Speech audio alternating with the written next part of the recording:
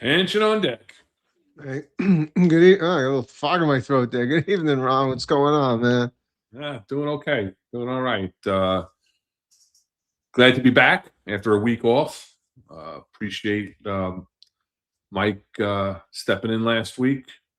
Chief Marino stepping up. You guys had a good show. I appreciate it. Uh, Wound up not feeling well and wound up watching the show in the background. Cancel my plans, but you guys had everything all set up. Had a good show. We really appreciate Mike stepping in as always, uh, giving his perspective on things. We got a lot to talk about tonight. We're gonna, talk about the New York City Council bill that's been passed about raising the age of entry for NYPD, the maximum age to 43 years old, 48 if you have military time. We'll get into that and how we feel that is going to affect policing, and is it effective? Can you be effective at that age and going on through your career of a minimum of 20 years? We'll talk about that. We're going to get into the state bill that amends the New York City Administrative Code on superannuation. I always get that one, the tongue twister. Basically, aging out, right? The maximum age where you get forced to retire from 63 to 65. How that really, does it really affect anything? Does it affect the rank and file? Does it more affect the executive levels? We're going to look at some exemptions to that superannuation as to what allows you to go past the 63 and or 65 years old to stay on the job past that. There are a couple of exceptions. We'll get into that. It's pretty interesting. Some stuff I found out while researching for tonight's show. But let's get right into it. What do you think? What are your thoughts? New York Post puts out an article, Desperate NYPD may soon allow over-the-hill recruits under the new council bill. And, basically saying that, NYPD may soon allow new recruits as old as 48 years old to join the force under the new city council bill pushed through last Thursday. The legislation, which now goes to Mondami, raises the maximum age for civil service exams from 35, which it currently is, to 43 years old. What are your thoughts on it? Well, like we did, spoke about before the show. It seems to me that if the problem is they can't get the proper candidates, they're just trying every which way that they can to get older people now, different people to come into the department, and they're opening up the pool, so they just keep opening this up and trying to get as many candidates as they can because they're not getting a sufficient amount. So at a certain point, that it's a break point. Like, is it worth the things that they're doing, that opening it up to older people? Is it worth that? Is it going to be the same type of police department? Is it going to be effective? I mean, there's a lot of issues going on when somebody's as old as 48 joins the force, and as opposed to somebody that's 20. I think it's 20 and a half now they can join. Before they don't have to be 21. Yeah. It got to be 21 after the police got. And it was funny. I think when I got on, there was a couple guys that were. I think they were allowed to get on at 20, and they didn't have to have hit their 21st birthday, so they weren't even allowed to go out and drink and stuff. So it was pretty ironic, right? I can't go out. I'm drinking. So, but yeah, I think that is just kind of opens it up, and again, I've said it in the past. It's putting a Band-Aid on a wound. That's all they keep doing. They need to get to the problem, the root of the problem. And the root of the problem isn't saying, oh, it's somebody at 48 years old or somebody at 43 years old will make a better candidate. No, they're just trying to fill a void with warm bodies, and they don't care who they're getting at this point. So I just think it's and I don't even think that many candidates are going to even go at that age. But I think they're looking to make the fix to make it all better, and they're not getting to the heart of the problem. So I agree. I think the heart of the problem really is more retention, and it's talked about across the network about the reasons why the job has such a problem with retention. And people think it's just completely, the raise the age, the bail reform laws, and the city council laws that they've put into effect, like the chokehold law and things like that. Yeah, that all comes into play. But I think that we've demonstrated across this network that more of a problem with retention is how the rank and file are treated in their day-to-day business, with the upper echelon of the police department, the executives of the police department, and how it trickles down onto the rank and file, and the reduction in manpower through attrition, and more things that are being tasked to police officers, doing more with less, right? We were always told about we could do more with less, we could do more with less, but less to us wasn't, you know, an alleged 32,000, 33,000 police officers, which that's the number that they throw out there. But when you look around and you see, people running 2 sectors in a 4 to 12, 3 sectors in a 4 to 12, it's crazy. But yeah, so the 43 rule, 35 to 43 is what they're changing it to, right? And listen, this is going to get passed. Mamdani is not for the police. Mamdani is not for, being positive with the police. I think he'll sign off on this because the city council passed this bill 48 to 1. And the only person that voted nay was Tiffany Caban, who was not going to vote for anything for the police, right? So 48 members across the board voted for this bill. So they have the supermajority that will be needed to override his veto if he vetoes this bill. So, in all intents and purposes, this is happening, right? So you have recruits that can now come on the job instead of at the maximum age of 35. It now pushes it up to 43. And then where they come up with the 48 is that due to protections for our military and our veterans, they're allowed to subtract up to 6 years of military service, active military service that they've done from that maximum age. So that brings you from 43 to 48 years old, just before your 49th birthday. So theoretically, you could walk into the police academy just under 800 people did today. Raise your right hand and take the oath and pledge to be a New York City police officer. So this is today's swearing in ceremony. And, if you can see into that crowd, there's not a lot of 43, there's not a lot of 35-year-olds in that crowd. I didn't look. The last time I looked, I think the median age of people coming on the job was like 23 or 24 years old. And from my time in candidate assessment, we did not deal with a lot of candidates over the age of 30. It's not there. But now with the economy the way it is, people looking for a job, maybe more people that are a little older are going to be looking to get into the job. They see that, the job isn't what it was. It's not all this policing. It's gotten a little woke. I don't know. What are you thinking? I just think that, you can raise the age and like people are saying in the chat, the physical ability of somebody at 35 or the physical ability at 43 or 48, it depends on the person and depends on whether or not they've taken care of themselves and they're up for the task, and they did the JST and they did all the I don't even have to run a mile and a half anymore. So are they capable of doing all the physical requirements to get on the job? And maybe they are.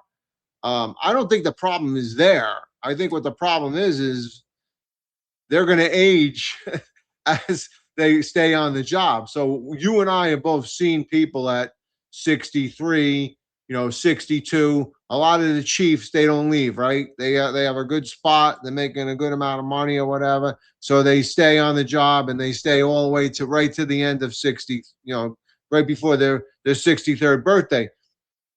But a lot of them, and I'm not going to say all of them, but there are exceptions where they weren't probably capable of doing any physical job themselves, but because of their position, they're able to delegate the task.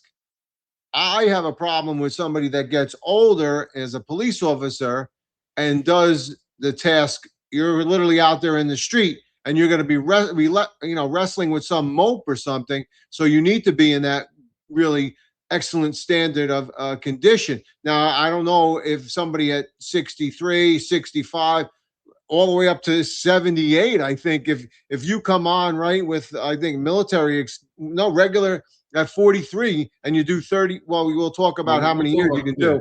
Let's say you go past 63.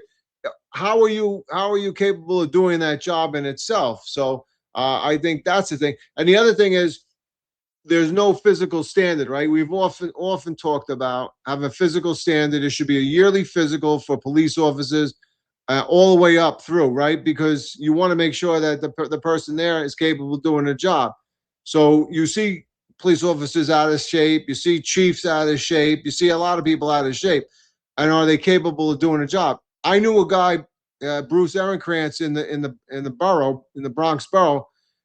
The guy smoked like a chimney, had a little bit of a belly, but man, that guy could run like the wind. He was in great shape. So it doesn't matter what characteristics or things that they do. It's just are they capable of doing the job? So that's where I have the problem, is not the age, but I have the problem with the physical and capability of doing something that requires somebody to be in shape. Do you think about, let's say a person 65 years old wrestling with an 18-year-old by himself? I mean, come on, right? So that's where I have a little bit of issue with it. So not to say that it's age discrimination.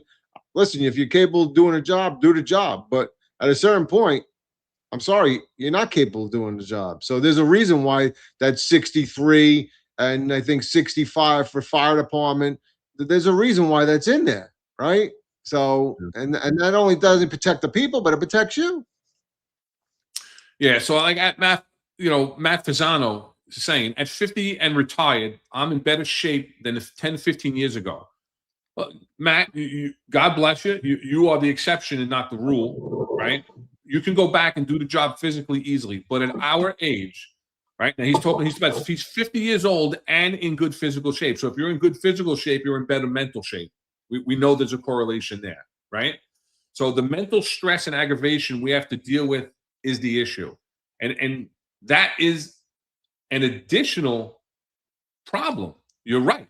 So we talk about the job as a young man's job, right? That's the expression, if a little sexist, if you want to call it that, but that's what the expression was, right? The job's it's a young man's job because you got to go out there and you got to get physical, because we were doing proactive police work. You were going out there, you were dealing with young perpetrators. You had to be physically fit in order to be able to stay safe and be tactically aware, and and that's another thing. You have to be sharp. You have to have mental acuity to be sharp, to be out there, to keep your head on that swivel, to understand and take in and comprehend and process what you're seeing and what you're doing, because it's life or death out there. It really is. Not every situation, but at any second that situation could arise, that it's life and death, and you have to have that mental acuity as well as that physical ability. So I agree with you wholeheartedly. Getting on the job at 43, 48 years old. So if you're getting on at 40, anywhere after 43, it's because of military time.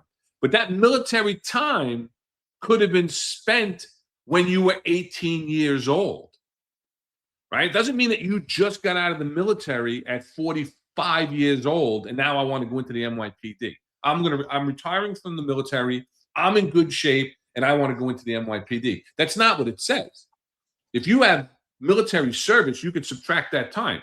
So you could be 45, have gone through different careers, lost your job, been downsized, whatever the case may be, and now I'm looking for another job. Hey, I can take the NYPD job because I had 8 years. I have 6 years that I can apply for the military because I spent 10 years in the military when I was young, whatever the case may be. Even if you spent 6 years or 4 years, now you're 46 years old instead of 43. You're 46. You can apply those 3 years, right, and get on the job. But that doesn't mean that you're in the shape you were in the military, because we know the military keeps you in shape, right? You have to maintain fitness, or you'll be forced out of the military. I worked with a lieutenant who was a major in the U.S. Army, who got activated and was going to be forced out because he was overweight. The guy came back a month later. Couldn't even recognize him because he knew his military career was on the line if he couldn't pass his fitness exam. And like you said, we don't have that with the NYPD. We've never had that with the NYPD past the entrance exam. And it is something to consider. But, coming on the job at a later stage in your life, the benefits to it is, all right, you have life experience. You probably know how to deal with people better than a 21-year-old or a 20-year-old coming on the job straight out of college, straight out of doing 2 years and getting your associate's degree, right? So, they've never really had real jobs. They don't know how to deal with people. They haven't had life events that they could equate to. So I always find having life experience is a big positive with police officers. But getting on the job at 43 years old, like you said in the beginning, is not the answer to the problem that the NYPD is having with keeping their numbers up. You're always going to be able to find, if you do it correctly, you're going to be able to find people to take this job that fit the criteria. It's hard to believe. It's a difficult job. There are a lot of outside pressures, like we talk, like I mentioned, we talk about the inside pressures all the time, but there's people that want this job. They've lowered the standards. But this is not an older crowd. This is not an older crowd that got sworn in today. I'll go back to it again. Yeah, I mean, also you have to take into consideration as people get older, right? Well, first of all, I think about in Florida where you see the older people, right? Probably in their late 60s or early 70s, and the way how slow they drive. So that's why I was cracking myself up. I just envision that, like, the response times are going to go really, really down because the people are going to be driving so slow like this. So they're never going to get there.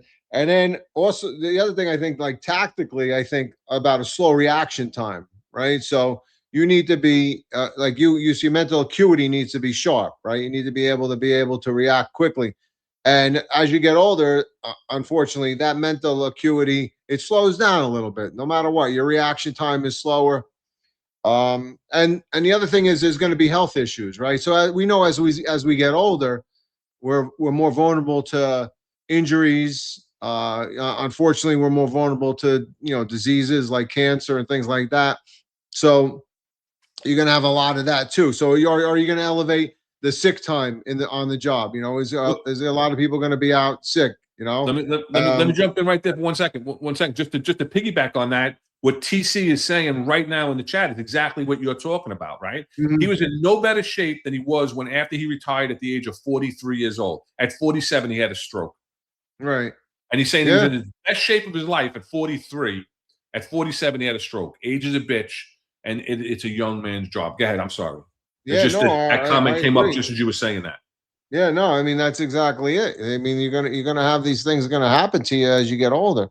So the only issue I have with also you spoke about life experience, and I'll agree with you wholeheartedly that somebody that's been around for a while does have the life experience to be able to handle and deal with people. They may have already developed their anger towards them, or whatever. So they might be a little short fused as well because they realize that they can read through they can read through the bullshit. Yeah. And the bias, right. but you know, the life experience. Also, I wonder the background checks. When you start doing a background check of somebody at 20 and 21, what do you Like say? A that. little red cup, maybe a little bad. Oh, not too bad. You know, he did a red cup. Okay, they had a red cup, had a couple drinks, not a big deal. At 43, who knows? You know, he could have been already involved in domestic. He or she could have been involved in domestics. Could have been, hit and runs or whatever the case may be. But I mean, so you open your pool up, but you also open up the investigation. Imagine, like, you were in charge of, candidate assessment. Could you imagine? You know, it's hard enough to do a background check on somebody that's 21 to 25, right, and go back their years. Imagine at 43 and Oh, 48, how far you got to go back and all this stuff. Your investigations, I mean, they don't do proper investigations now anyway. Your investigation could take years, right? it would be next to impossible to get a lot of the material and a lot of the information that you do require, and you would have to overlook things. And listen, there's one thing I've talked about in the past. You know, people have lives, they have problems, they have hiccups, right? And when you look at the totality of the candidate, you have to look at time and distance from derogatory information. Any derogatory information they've had in their history, you look at time and distance. So if they got terminated from a job, that's a red flag. Why did you get terminated, right? But listen, it could have been a personality conflict or whatever. But you know what? Then they spent the next 9 years in the next job. So obviously they're able to maintain employment. But when you Let me go ask you a from question employment with that. to If somebody got terminated, okay, and I'm 43 years old and I got terminated when I was 28, you're gonna find that business is closed, right? That oh business yeah, is closed. How are you not gonna you're have gonna nothing? believe whatever you have to take. Then you have to take what they say for Right. granted. You know, you have to believe what they put on paper as to the reason if you can't find it. Listen, there's a lot of people and there's a lot of jobs currently, you know, big businesses, Target and whatnot. They don't tell you, even if somebody was terminated, they will only verify employment and employment dates. So even when they're telling you they got terminated from Target because they didn't show up for work because their mother was sick, and so they terminated them, you can't confirm that because they're only going to say, no, he worked here from, January of 2005 to February of 2006. That's all they're going to tell you. So Right. there's a lot of things that you have to look at the totality of the candidate and everything else. So yeah, but 100% that would make the job a lot harder because there's going to be, your paperwork's going from here to here, filling out all your jobs that you ever had because you have to fill in all the gaps, of your entire life's employment, right? Right. I may not even remember all the jobs I had when I was 20 years old, 21 years old. I got to go back and figure this out. I'm gonna have to pull up my, my social security and try and figure it out from there. It's tough. Yeah. So that's a point of, the investigation would be very difficult. It would make them more difficult, but you're gonna weed out candidates too. But I think the get past that, and they pass the background check, which we know that they have, for lack of better terms, dumbed down, right?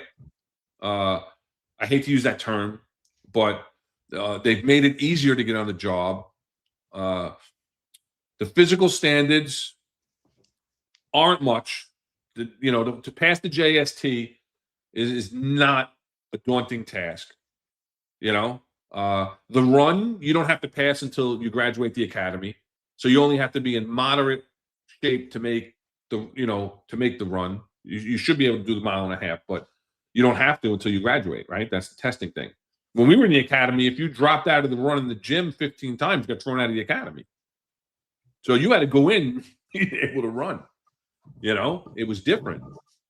But through the years, way to go. So through the years, they've changed, the age requirement several times. Right? In the 90s, let me get rid of that.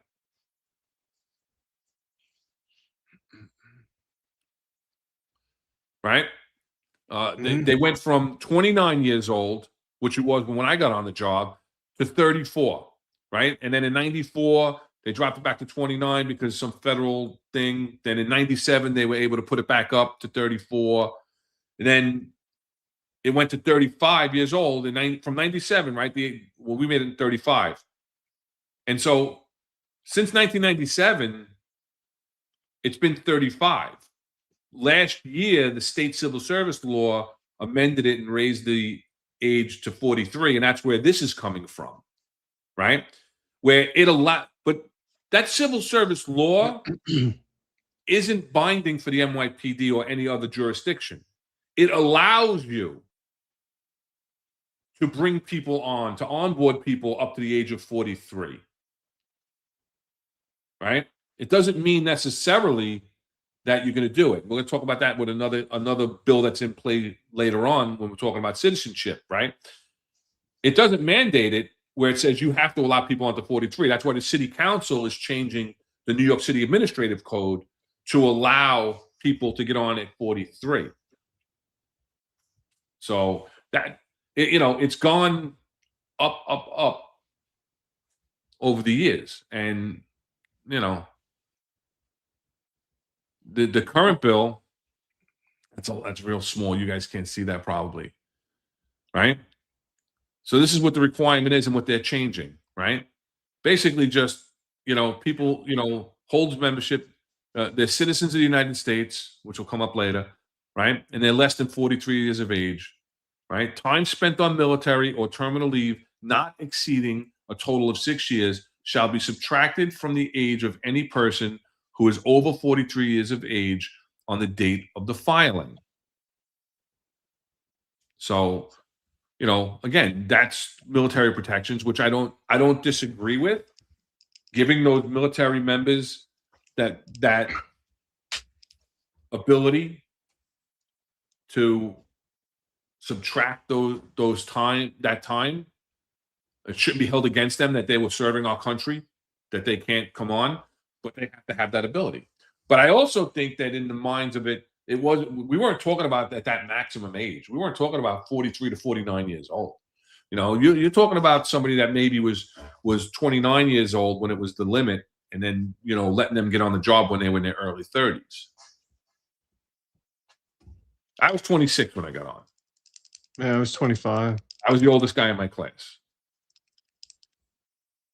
So I question the motive, right? So we spoke about the motive earlier. Is the motive to increase the pool of candidates? So then I look at, did they actually look to see who they can get at those ages? After, let's say, 30 or 40, somebody usually they have a job, they're already well established or whatever.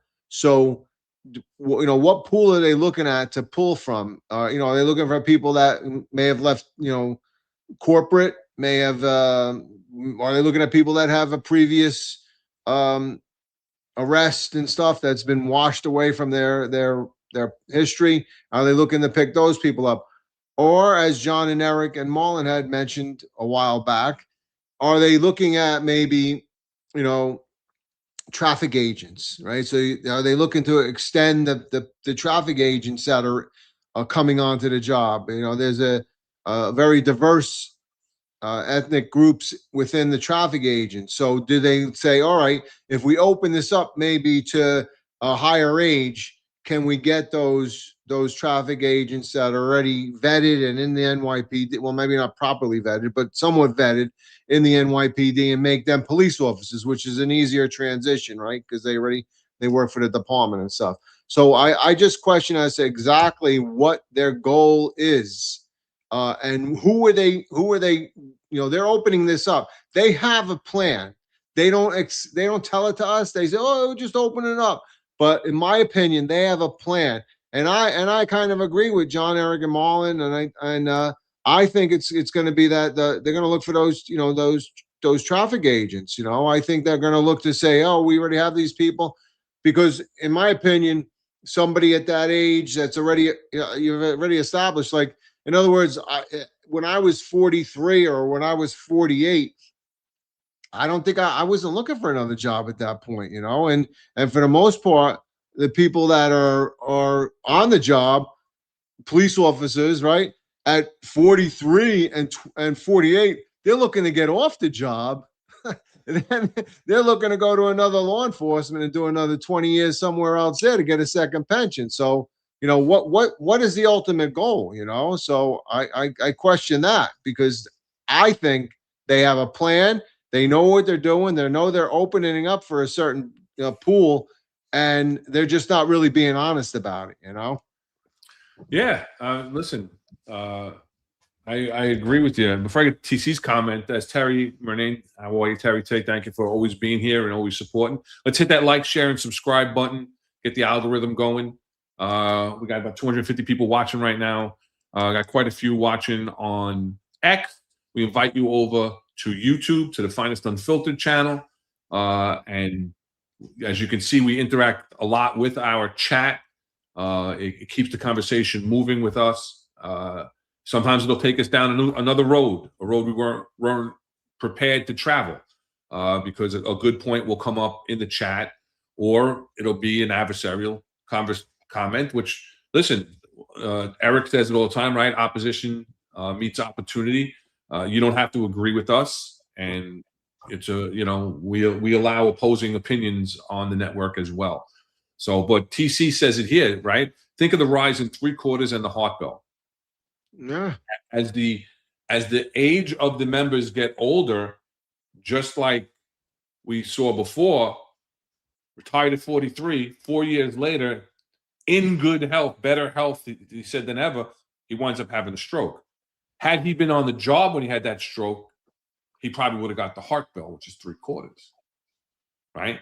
It's just natural things that happen, plus the added stress, like we said, the working, the off hours, like has been discussed in the chat, the unhealthy eating habits, which, listen, I understand it. That's on you.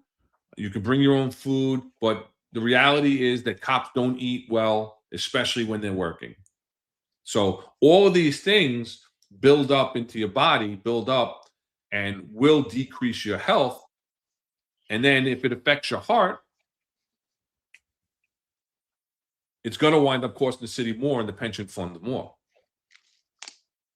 Yeah, and the pension fund's being diminished, or it's being talked about being diminished, right, by taking it, by Madami using some of the funding. So, yeah, I think it's going to have an adverse effect. And you think about the older people, right? You think about them. I mean, people are saying in the chat, right? Do you really think that somebody? Again, I keep saying, okay, we keep saying guy getting on a 43, a guy getting on a 48, but that doesn't. So 20 years later, and he's 63, and he's driving around an RMP. It's a difficult thing. Imagine driving around a midnight. Listen, as a cop, I can remember, making an arrest, and that's when central booking was open, and you could almost rock the clock, as they would call it. You would go, and then you would come back, and you come back in, and they'd be like, all right, suit up, and you're gonna do your midnight or whatever. So you were literally up for 24 to 48 hours, and it was hard. It's hard to stay awake. I can't imagine somebody like right at 65 or 63. Somebody's saying, you got to stay up, and you still got to, walk around. You still got to, go out and drive around. They're going to be passed out. And so, I mean, I just think that there's a lot of things that the effects are not being looked at. And if the effects are not, let's say, let's open up and get more people on the job. Okay, that's a great thing. We get more people sworn in. The effect is, what is the outcome later on?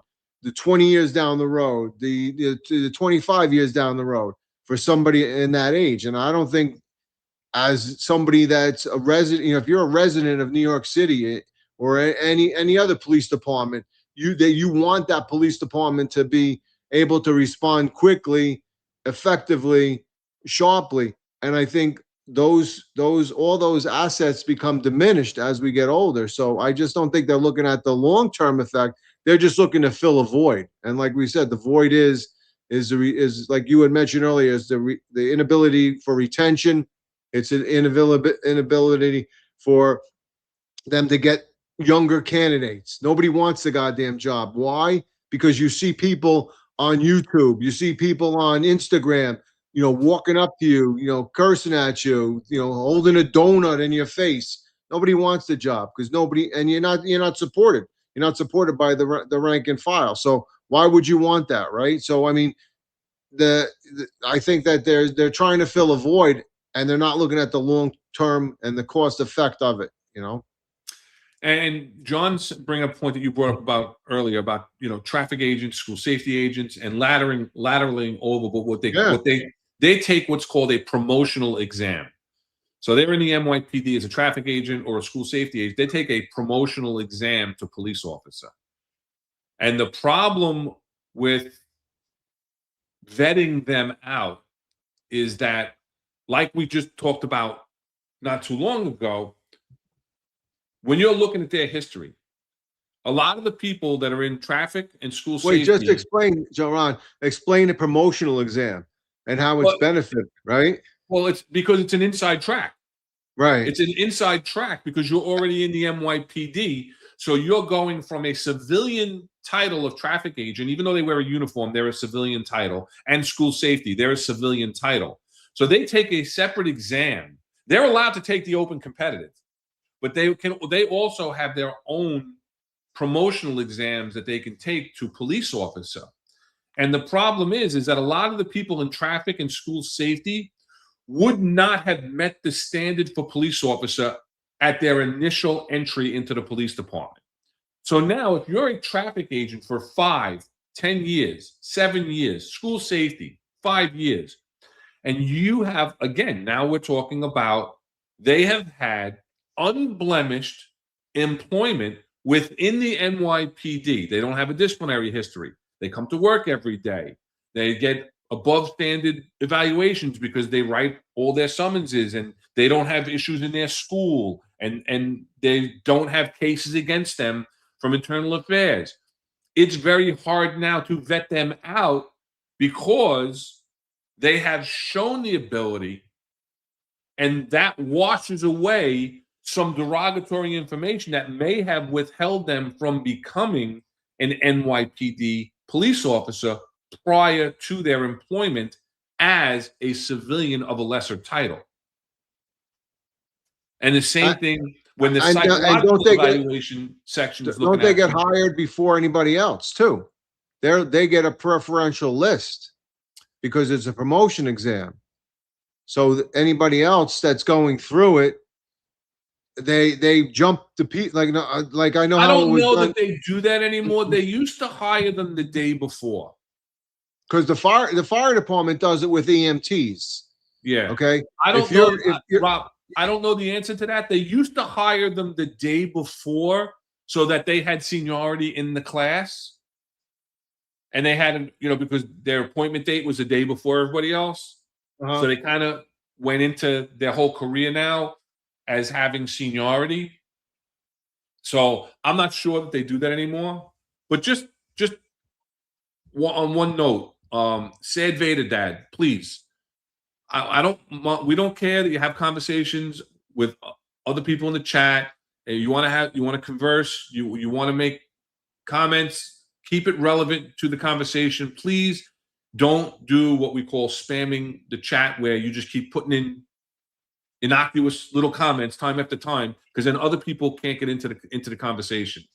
So please be courteous to others in the chat. Go ahead. I'm sorry, Ron. No, I was going to say, because I know in the fire department, if you're an EMT, it's similar. Like you get I forget how it does, but they give you a better list number. It's like a different list. Like they hire you first, as opposed to having somebody just coming in without any previous experience in the fire department. So, but yeah, I mean, either way, it's easy now to open that up and fill that void with these people there that are already on the job. Now, all of a sudden, you're going to have them as police officers, and whether or not they got promotion exam, or whether or not a seniority, it's the age and their ability to do the work themselves. So I just think it. Yeah, go ahead. No, GR Karlova, 79. I was 38 when I got on, 41 when I finished probation, because in the NYPD, you have 2 years of probation. I don't know if you said anything else in the chat. I'm a little behind. Listen, let us know. Give us some insight. You got on when you were pretty late, right? So how did it feel for you getting on at 38 years old? You know, obviously you had prior city service, or you had military time, but you're running around with the 20-year-olds as the rookie. Yeah. And then Joey Condi, 1510 says FDNY promotional always comes out earlier, and they get into the academy before the open and competitive competitive exam. So yeah, there is some sort of preferential treatment. I'm not sure, like you said. I thought it was with the school safety and the traffic agents, but I mean, I could be wrong. But I mean, either way, it's like I said, it's just opening.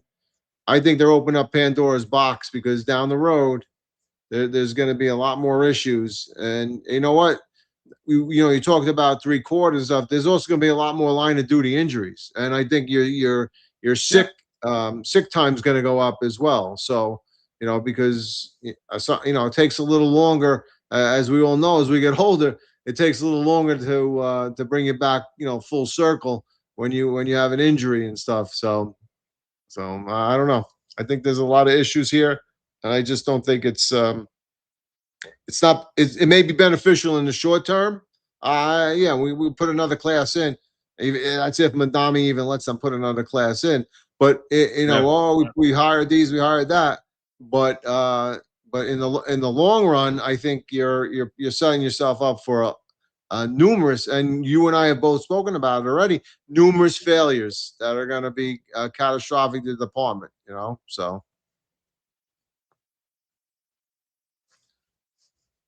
Yeah, I'm behind in the chat, just trying to catch up with the chat. But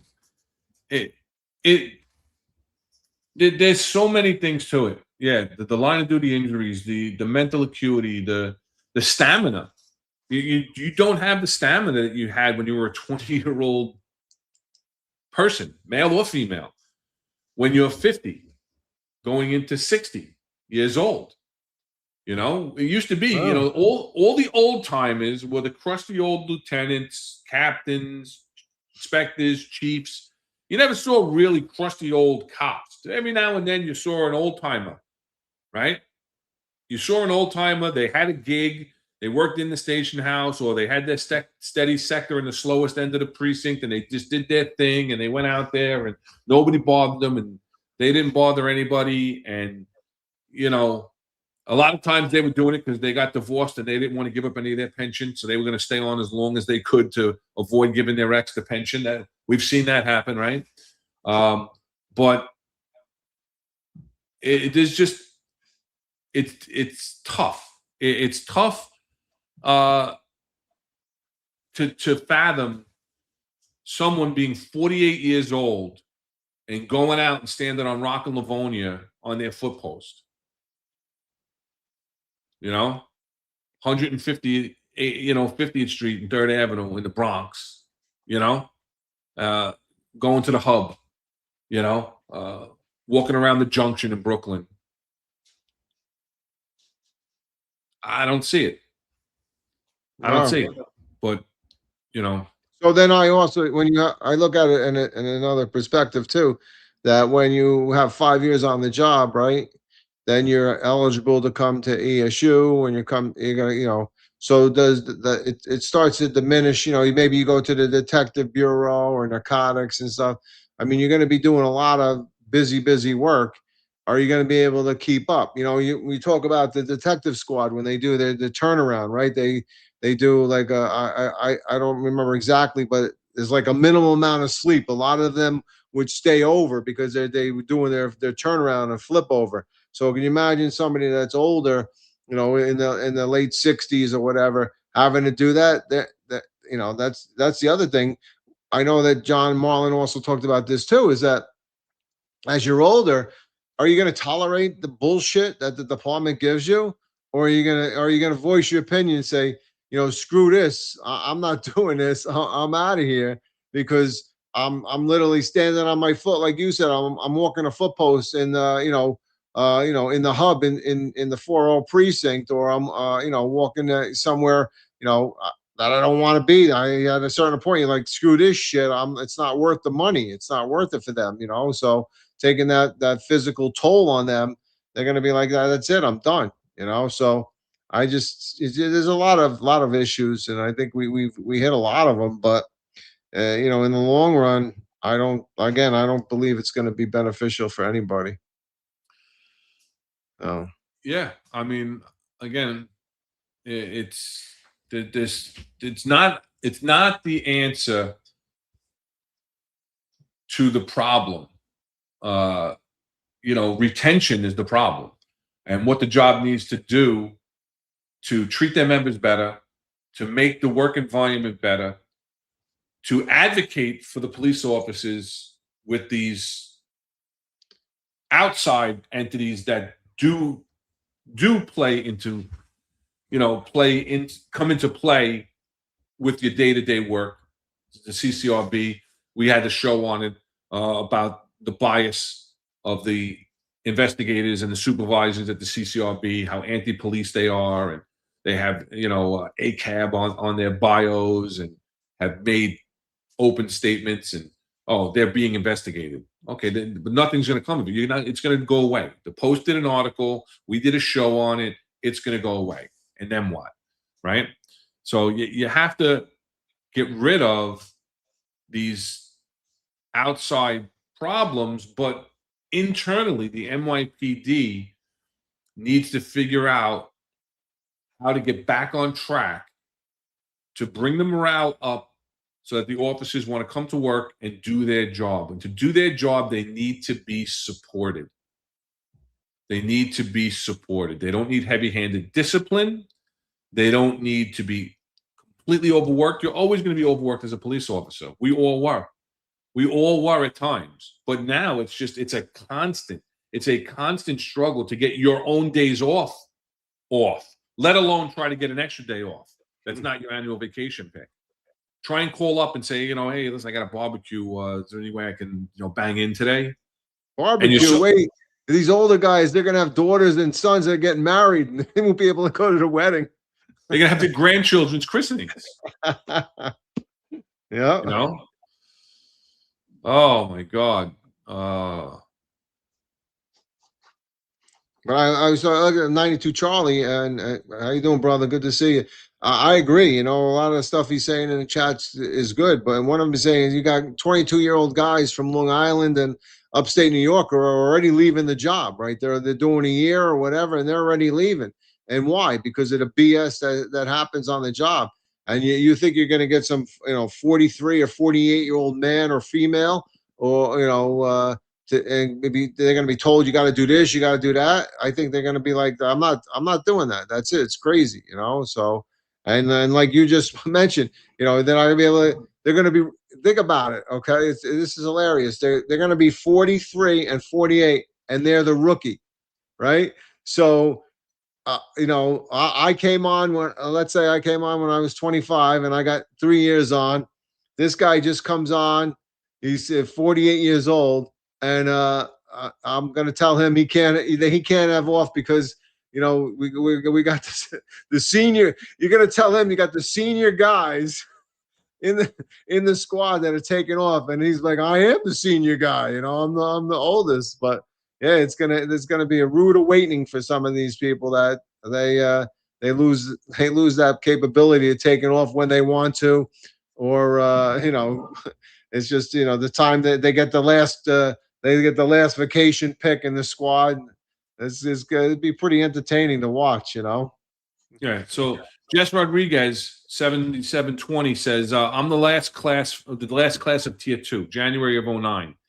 I was a traffic agent for 2.5 years from June of 06 to January of 09. So listen, I'm not saying that you're not a good cop, Jess, that you haven't been a good cop. I'm not saying that because you were a traffic agent that you weren't able to transition over. I'm not saying that you didn't take in 2009, because there are some people that will take the traffic agent position because it was quicker to get on the job for traffic or school safety and then transition with a promotional exam or an open competitive. There are people that are processed for both, right? They're being processed for police officers, they're being processed for traffic, they're being processed for school safety because they took all the exams. So they have to go in and have to have a case on each one of them, right? And hey, traffic came up. Traffic came up, but they weren't hiring because the pool of candidates was so big, it might have taken a few years for Jesse to get on the job, right? So that's a possibility too, because people did do that. They took a job to get in there, to start getting some seniority, to start getting tenured in the police department, and then they get or they get hired off an open competitive exam. And when you get hired off the open competitive and you have to buy back time, it's different. But I ask you this, Jess, as a traffic agent, even back in 2006 to 2009, how many people in traffic would you feel comfortable with in an RMP today? If you could throw that in the chat, and I'll catch up to it. I'm just but and also to Jesse, is nobody saying that there's not qualified traffic agents and there's not qualified school safety agents. 100% there are.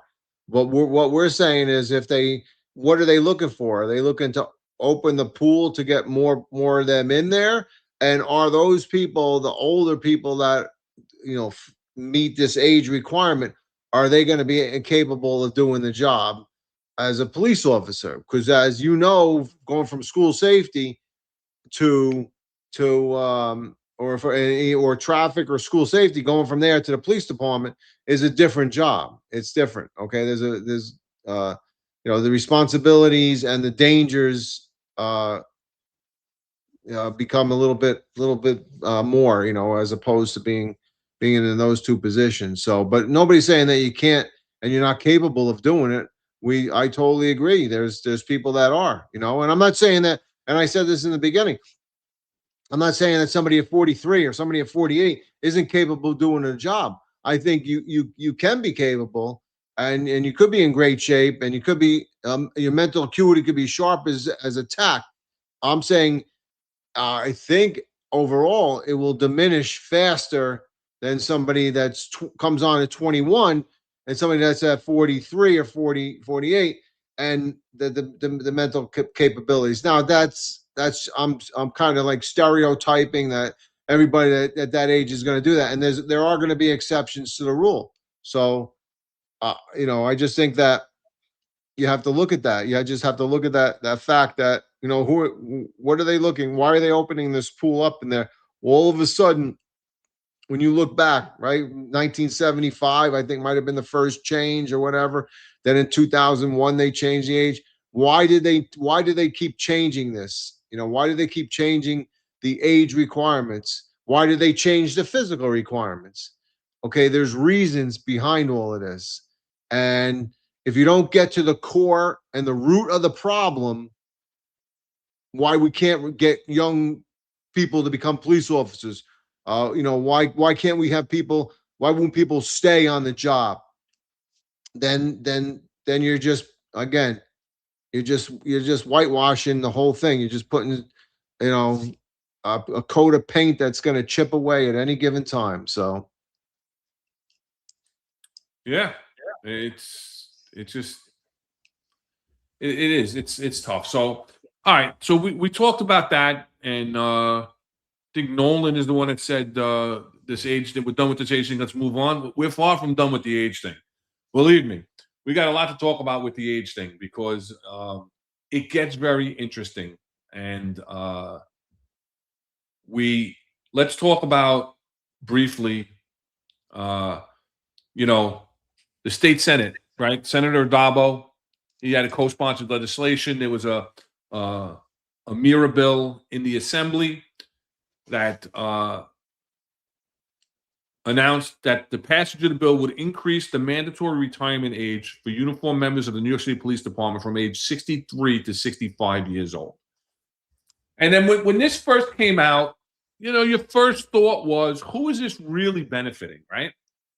Who's this benefiting? It's benefiting the old-time bosses that want to stay on a little bit longer.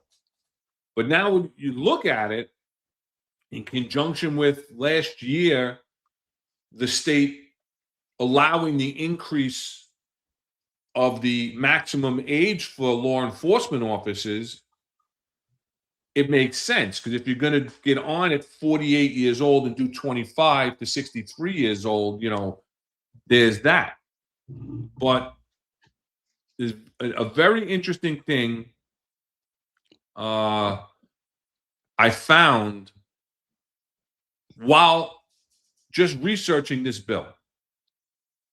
And it's going to be hard for a lot of people to comprehend, because neither one of us had ever heard of this before. I had made some phone calls, and the people I spoke to weren't aware of it. They're looking into it. I wasn't able to get an answer from the pension section, but there's a specific carve out in this bill.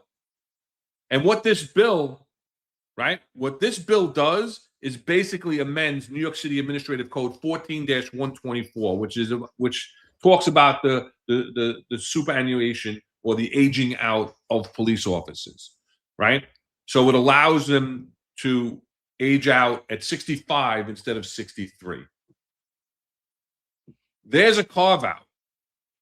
There's exceptions to the rule of being aged off this job, right? Under the bill, uniformed members would be permitted to continue serving up to age 65. The legislation also allows for officers who have not completed 35 years of credible city service before reaching the age of 65 to remain employed until they reach that service milestone. So I'm like, wait a minute. I'm doing math in my head. I'm doing 48 plus 35 is 82. So you're saying in this law, I think it's 83, but well, it's your 83rd birthday. At your 83rd, just like right. at your 83rd birthday, right? So you're allowing people, because you have to get on before you're 48, right? So you're allowing people to get on the job and do 35 years of credited time, right? So let's just look at the law that we're talking about, right? So the Senate bill, what it does is, did I not? Sorry. Yeah, I didn't bring up 1E. Sorry. Gotta love what TC says there. Everyone on the dais will look like Rabbi Katz. God rest his soul, but right, but it's not. Let me just catch up on the chat, and then we'll just do this, right? Because this is really interesting, and listen, I have looked at this left, right, and sideways. I've tried to find any laws that supersede what that statement is about this 35 years of creditable city service and allowing a person to stay on to get that 35 years. And I can't and have not been able to find one thing that contradicts it anywhere in New York State civil service law, in anything.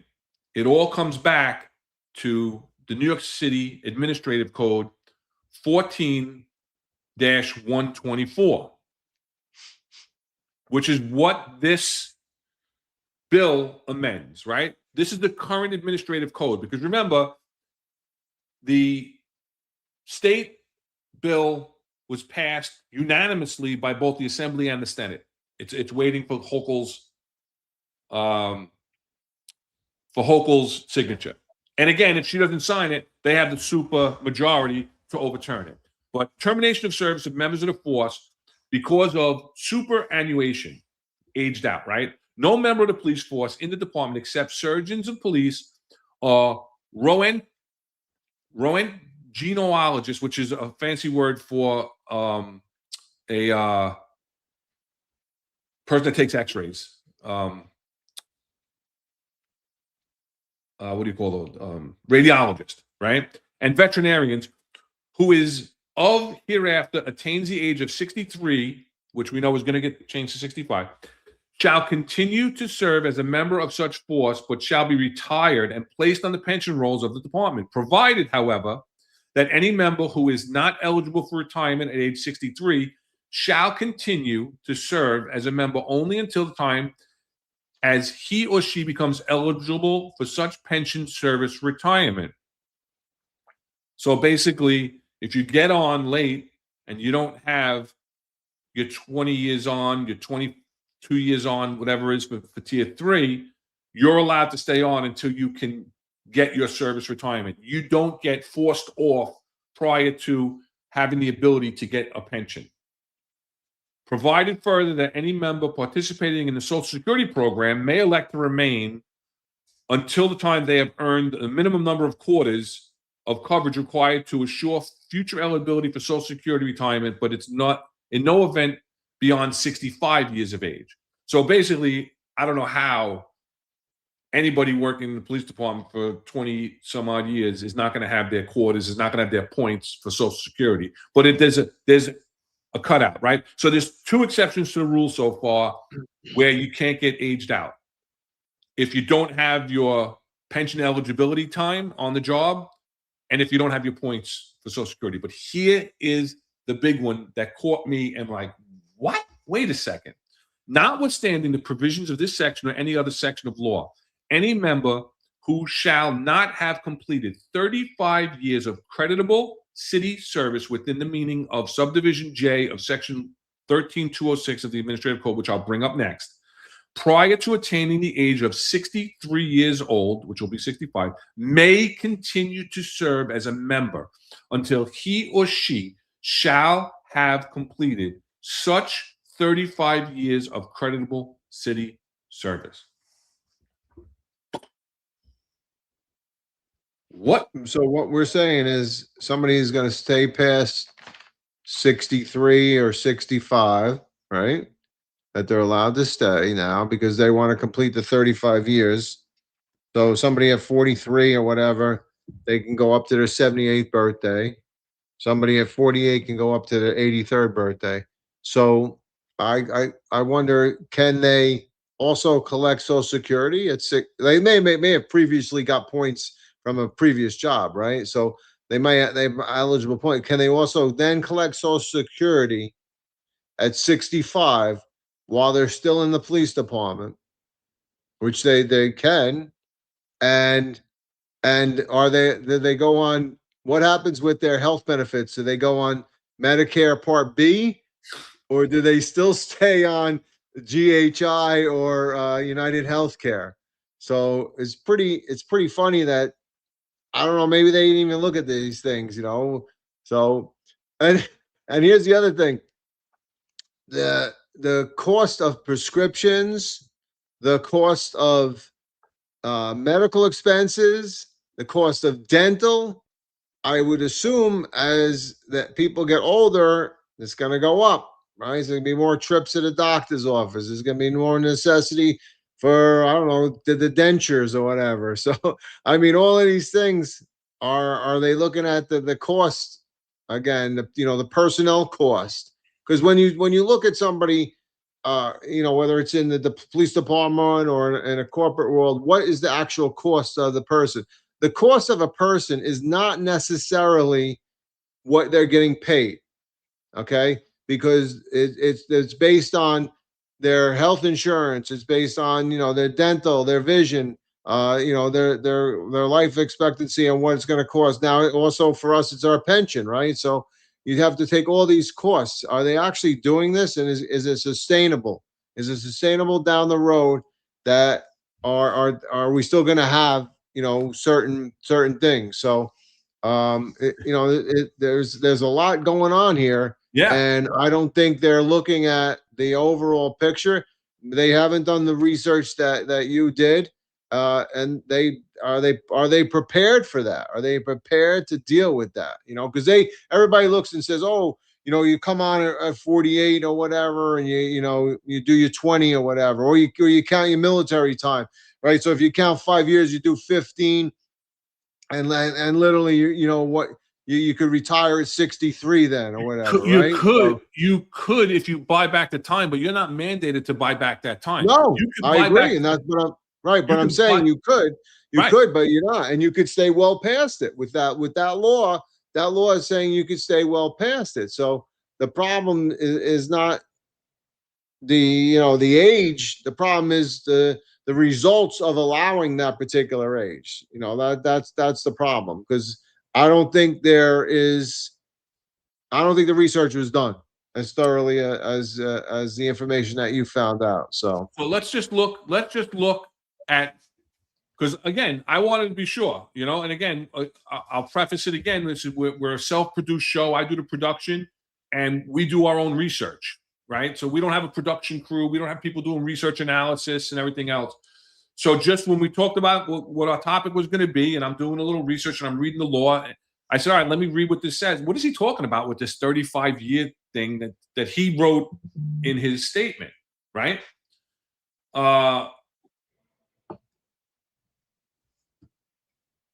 Then let me look at it. And then again, let me follow the bouncing ball. My phone's blowing up.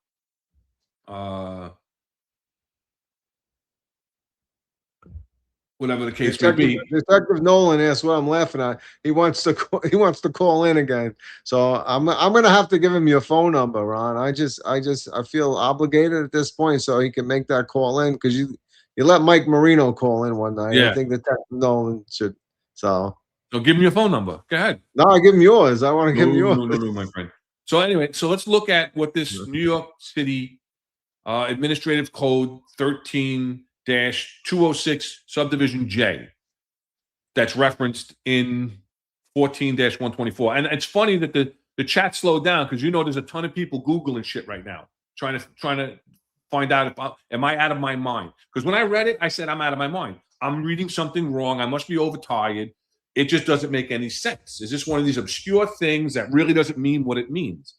But I can't find anywhere that contradicts it. So if there's anybody out there, any legal scholars out there, anybody that's dealt with the pension system and would know that this isn't in fact meant the way we're reading it, please chime in. Get back to us. Email us at the executiveperspective@gmail.com. Notwithstanding any other provision of this code, and in lieu of any lesser amount otherwise provided, any member of the department who has or shall have performed duty therein for a period of at least 35 years may elect to retire and be placed on the roll of the pension, and awarded and granted to be paid from such fund an annual pension during his or her lifetime of a sum equal to his or her full salary at the date of his or her retirement for service. Now, the funny thing is, all these laws are changing his or her to such member. They're going general neutral. But so where'd the 35 years come from? The 35 years is where you, from your 160ths and everything else. All right. So our friend has obviously changed names, and you're going to get a timeout too. So at 35 years, you max out to full pension, right? Please, Detective Nolan, if you want to do the research, be my guest. I couldn't find anything. I looked, and listen, I don't have a law library, and I'm not claiming to be a pension scholar.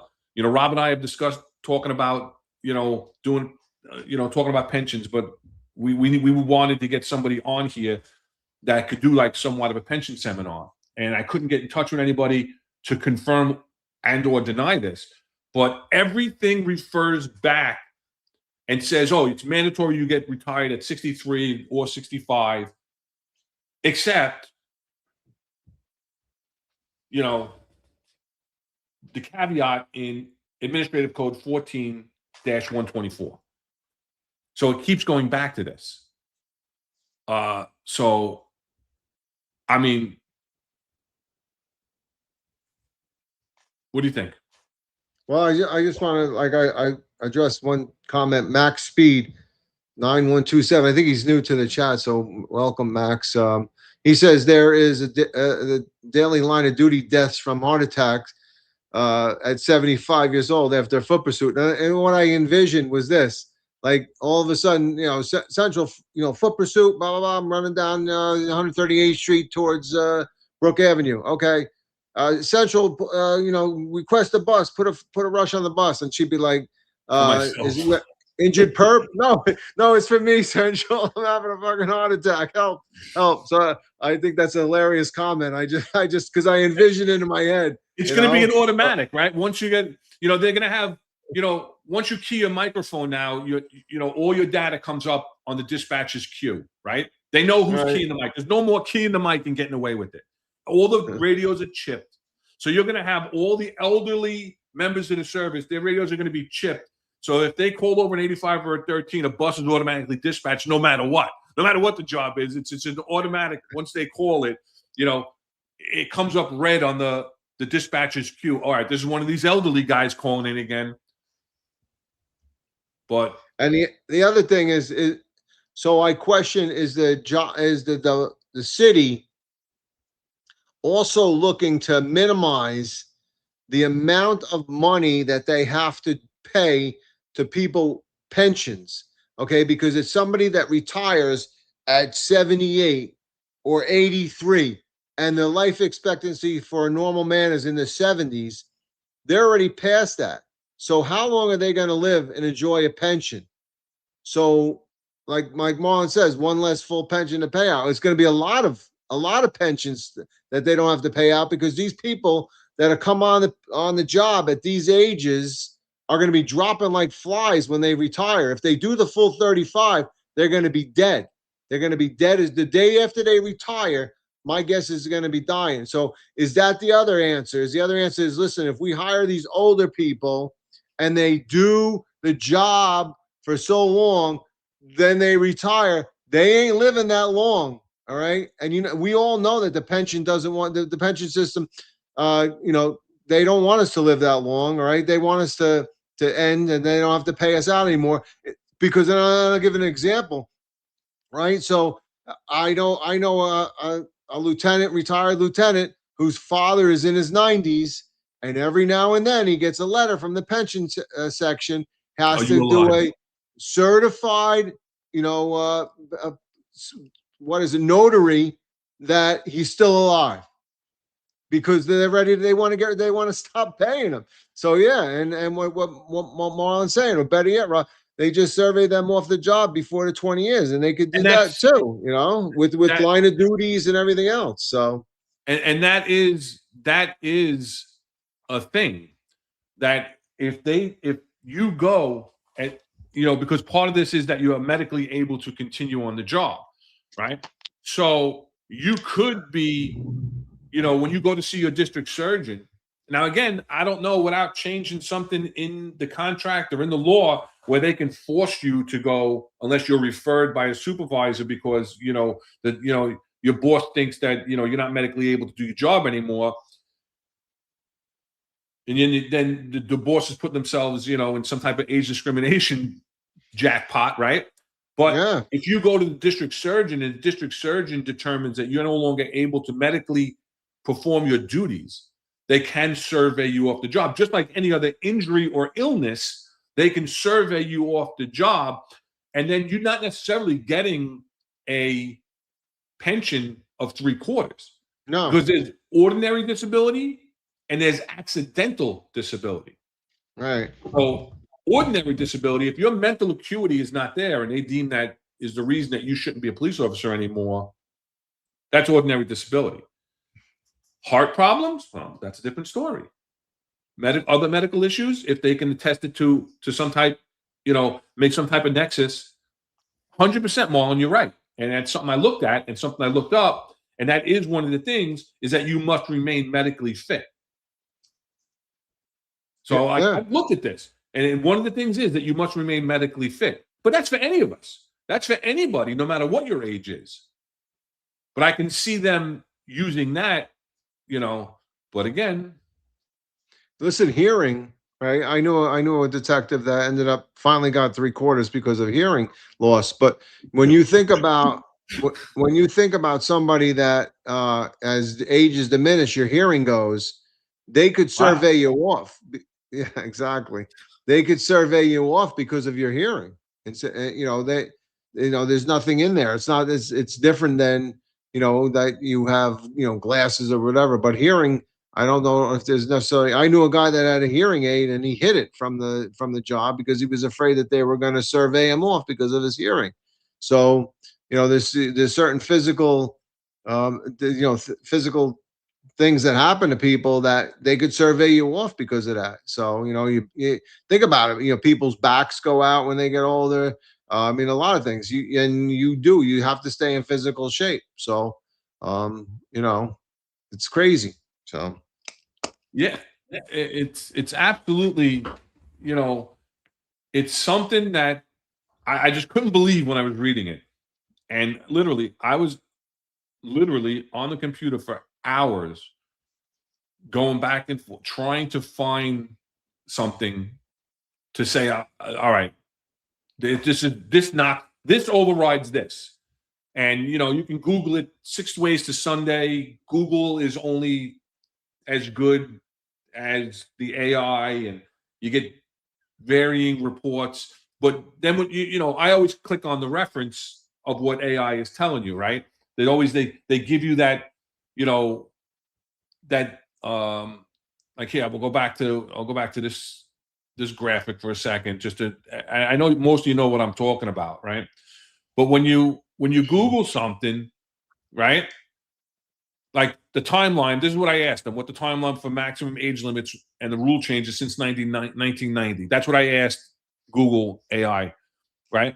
So that they give me the breakdown of when the changes in the maximum age were, but next to it, they give you the reference that they're using. So I always look at the references to make sure, because they're not always right.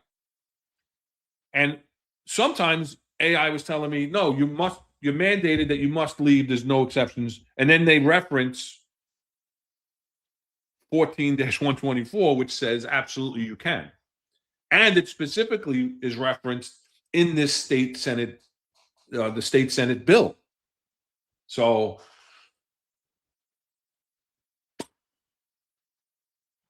and listen, I think the reason why you and I and the people that I've called up and I've spoken to about this, and people in the chat that have some time on that are retired, right? Never heard of this because it never comes into play, right? We've heard about the lawsuits. We've heard about the age discrimination lawsuits from many chiefs that have said, I got forced off the job. It's age discrimination. I was 63 years old. I should have been able to. I'm physically capable to remain on my job. I'm mentally capable to remain on my job. But they never won those lawsuits because it's written into civil service law that the agency can mandate a superannuation, right? An age out. But if you think about it, Scagnelli and all of the other people involved in those lawsuits all got on when they were in their early 20s. They had 40 plus years on the job when they got aged out. So that didn't come into play. Now you can have somebody coming on at 48 years old and say, I don't want to leave the job, right? But nobody's ever heard of this because most of the time people got on in their early 20s. By the time they're aged out, they've done their 35 years of creditable city service. So I think that's why, I don't know, never heard of this before, Well, I think also, I think mathematically, right? Anybody that would, if you could come up on 35, right? You could come, what was the age? You could come up to 35 years of age originally? As of right now, it's still 35. Yeah. So technically, people could do 70 right now, but they're not even aware of this law because they're if they came on when they're 35, they're eligible to do the 35. So that Right. would give them the age of 70. So they should be able to do that. But again, like when you presented it to me, I never even heard of that. I never Right. ever heard of that. Everybody knew that the mandatory age was 60, 63, the birthday of your 63rd birthday. And I knew guys that were older, coming up on that age, and the pension section would give them letters like, "Hey, you have, this many hours on the books. You need to either retire now or you're gonna actually forfeit the time." And I knew guys that forfeited a couple of years up because they just didn't want to leave the job. And then they sued to say, I was forced off the job. And you told, they said the pension section said to them, and they lost their lawsuits because the pension section said to them, we sent you a letter. You got a letter telling you if you don't leave by this date, you're going to start to forfeit your time that you have on the books. And guys, I don't know whether they're that much loved in the job. They are. I Yeah. calculated when I left, I had whatever time I had on the job, and I said, if I leave this day, will it get me to my 35th anniversary? That's how I calculated. And I was right. I went one day over because I didn't know if I was going to get screwed by the job, and the job would say, oh, you owe us a day, or you owe us 5 days, or you Yeah. Yeah. Yeah. miscalculated. So I did it that way. But yeah, now you think about it. Some of these guys that came on at 35, they're on the job now. They're eligible to stay till 70. Really, so it's amazing law According that to according is to this found. administrative code law, and actually the Senate bill, which quotes this, which is what blew me away.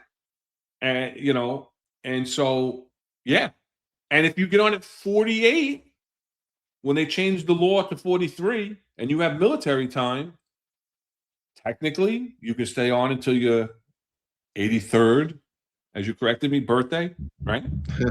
Yeah. So, I mean, because it says that you can only stay on until you achieve that milestone. That's the word, right? You achieve the Hmm. milestone of your 35 years of creditable city service. So, I mean, if you had prior city service or state service that paid into the pension fund, then that gets knocked off the 35 years. That counts towards your 35 years. So it's not just NYPD time, it's creditable city time.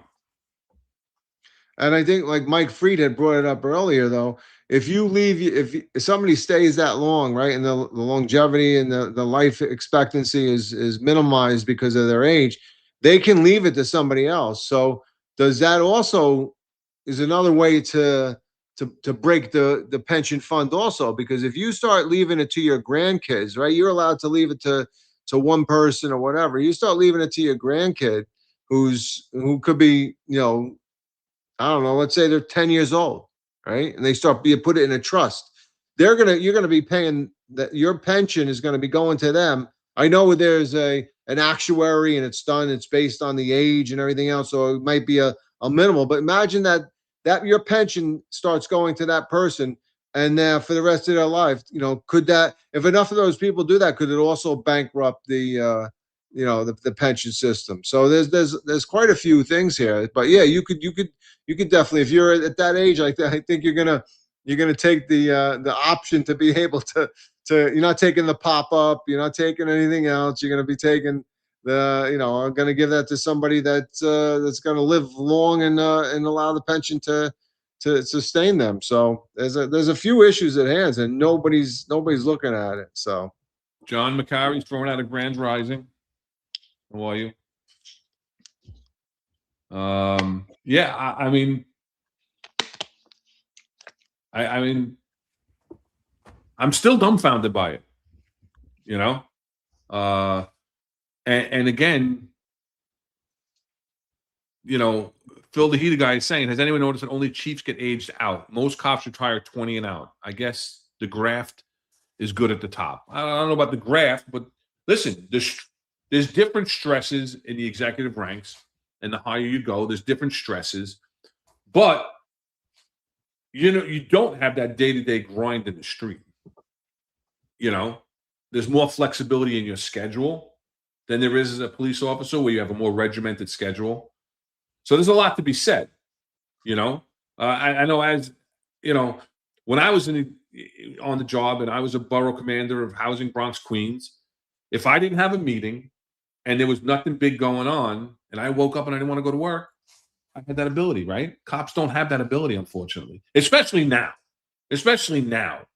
being understaffed and having all these details every day throughout the entire city. And the summer is here. But, there are privileges, as you want to call rank as privileges. That's one of them, right? If I don't have a meeting, if I don't have to be at work, and I wake up and I have those 2 years on the books, I can burn a day. If I need to change my schedule to be flexible, I can do that. Surrounding the needs of the department. The needs of the department are different for chiefs and whatnot than they are for the rank and file. Yeah. Also, the thing with that is I've seen a lot of chiefs. They walk around and they don't strap on a gun belt. Okay, you see them, they got the pancake holster on, so they're not out there doing the same stuff that everybody else is. The only one chief that I saw always when he was out in the street wearing a gun belt was Esposito, right? He was always had his gun belt on. He was always prepared. He was always doing cops work. So if you're not, the stress level is definitely different for chiefs and even inspectors, deputy inspectors as well. And it's easier to stay longer. It doesn't mean that they're attuned to what's going on and their mental acuity is good. I've seen some older chiefs that are like completely off the cuff, and you're like, I don't even know what the hell the guy's talking about.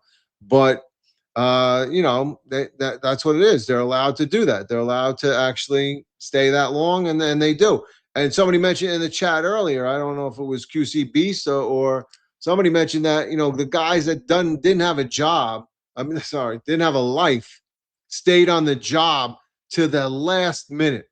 And they didn't care if they lost the time or they lost anything else. They stayed all the way. And he's right. Those are the guys that didn't want to go home and didn't want to spend time with their family. So, that's just the reality of it. And yeah, absolutely. Yeah.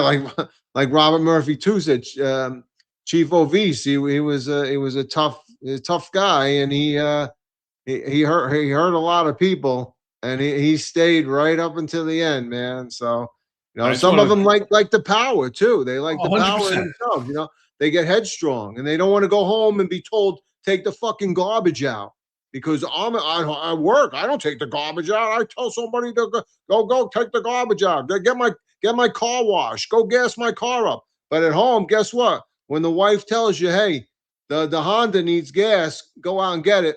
All right, I'm going out and get it. So hey, because we talk about this, we know who the real CO is, right? Yeah, exactly. And we're not looking at it the ones. We're not looking at the real CO, right? We know that. And listen, and there's a lot to that people do stay on the job because they do have the power, they have the authority, they have those abilities, and you're someone at work, right? Like, there's the old thing, when you're on the job, you're the best. When you're off the job, you're the pest. That has to do with dealing with the NYPD. I used to joke around, that, I stay at work because I'm still somebody. When I'm home, I'm nobody, right? It's the same thing, right? But that's not the truth. I always stayed on, like I said, for as long as I could, because I wanted to, still have the ability to make positive, have positive influence on some other people's careers as well. And we've talked about that in the past. But Phil, Ron, if you think there's more stress at the top as an executive, you're a fool. The bottom rung of the ladder has the stress. Executives should make sure that cops can get a day off too. You misheard me, because I didn't say that the executives have more stress. I never said that. I said there's different types of stress as an executive. There's different types of stress.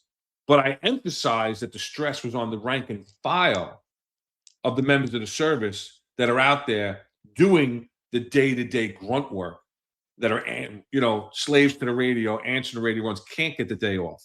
I did say that it is a privilege that executives do have that isn't afforded to the rank and file because of the nature of your job and your position, where you have that ability to take off if I don't have a meeting or anything special going on, or I'm not getting killed in crime or whatever the case may be. And the rank and file don't have that ability because of the day-to-day pressures, the lack of manpower, and all of the different details. So I never said that there was more stress at the top. I never said that at all. And if you listen to us, which I know you do, you're on the show all the time, Rob and I talk about all the time how important it is for executives and all supervisors to look after their people and do what they can to support them and to make sure that they do get the days off they need to get off, and do whatever they have to do to support the members. We talk about this all the time. Yeah, I mean, the problem is that you have some poor executives that push their stress down to the police officers, the people that work for them, whether it's the captains, lieutenants, sergeants, police officers. They push that they can't handle their own stress, so they take it out on the police officers and the bosses that are underneath them. What's important is that you lift people up and you try to make them happy in their work, even if you're not. I know bosses that were not happy in a particular position, and they drummed that thing down. They drummed that down to the people be underneath them, and that to me was completely wrong. Don't take your stress out on like you said. There's different types of stress, and they're under enough stress, so you don't need to take your stress out on somebody else. Deal with it in the way that you can deal with it, and don't push it down. That doesn't make you a better person by screw that. They're yelling at me from up above. I'm going to yell at the guys down below, right? So I mean, it's not right. And Constantine the Great is saying so bosses were pieces of shit and destroyed morale, and then he says some. Yeah, we don't deny that. We don't deny that. We don't sit here and say because we were executives, we were bosses, we went up through the ranks, that the bosses are always right. Never said that whatsoever. We still had bosses that did that to us, no matter what rank you're on. As executives, we get treated like that sometimes. Yeah. 100%. And then Robert Murphy, too, didn't I try to get 3/4? I think it's been discussed on the show in the past that I was injured legitimately. People know my story. They know my injuries. Yes, I did apply for 3/4, and yes, I was denied. So I did not get out on 3/4. That's a fallacy. And Phil is asking, did I make sure that my cops could get a UFA 28 approved, which is for those non-NYPD, that's a request for a day off or time off. And yeah, to the best of my ability, I did. But to needs of the department, some people had to get denied. But I always said to my bosses when I was in charge, and I used to have supervisors meetings, that whenever you see this no excusals line that comes down in the finest message, there'll be no excusals this weekend. There's no excusals for this. There's no excusals for that. No means very few. You need to step up when that phone call answers. If somebody's got something going on at home, you give them the day off. If somebody's got a big family event going on, you do everything you can to get that person off. And that's when other cops have to come into play too, to sometimes step up because a slot needs to be filled. Because civilians don't realize that July 4th, that Labor Day, are days that require tons of cops, right? Like, it was very difficult for a cop in my daughter's wedding party to get off July 4th a few weeks ago when she got married, because it was July 4th. right? But he was in the wedding party, so he was able to get off. If he was just invited to the wedding, I'm sure he wouldn't have got off because he was just attending the wedding, and those are things that we miss as cops. But the fact that you're in the wedding party, I used to always tell people, listen, if somebody's got a christening, if somebody's got a wedding, or, they're in a wedding party, you do what you have to do, and you give them off. So yeah, I did to the best of my ability. You can't give everybody off every time they want off. Part of this job is that you're going to miss milestones, you're going to miss events, you're going to miss those barbecues, those beach days, and a lot of other stuff. Here's a little thing that I just thought about. I don't remember ever myself getting in trouble or ever yelling at anybody and getting them in trouble for giving somebody off when they said no excusal on the roll call. In fact, I can remember on the change sheet on the roll call, no further excusals, and then there were like 3 names underneath that. So you just deal with it, right? You have the flexibility, you have it. I don't remember nobody ever gave, you never got in trouble. Nobody ever said, "Oh, you can't do that." No, it was done, and you made it work. You just made it work. That's how you did it. That's what one of the benefits of the job was that you can make things work. You have to be, have to have the ability to adapt and overcome, right? The old Marines, improvise, adapt, and overcome. So it's not stone. It's not written. It's not the 10 Commandments here. So, and I used to say all the time to the bosses, listen, you are in charge of the desk when you're on the desk, right? You're the platoon commander, is the CO of that platoon, right? Make your decisions. Make your decisions. Be ready to answer for them. If you're going to be questioned, like, why was somebody given off below that no excusals on the change sheet, be ready to say, the guy's kid went to the hospital. Okay, no more. Don't tell me anymore. That's it. Whatever the case may be.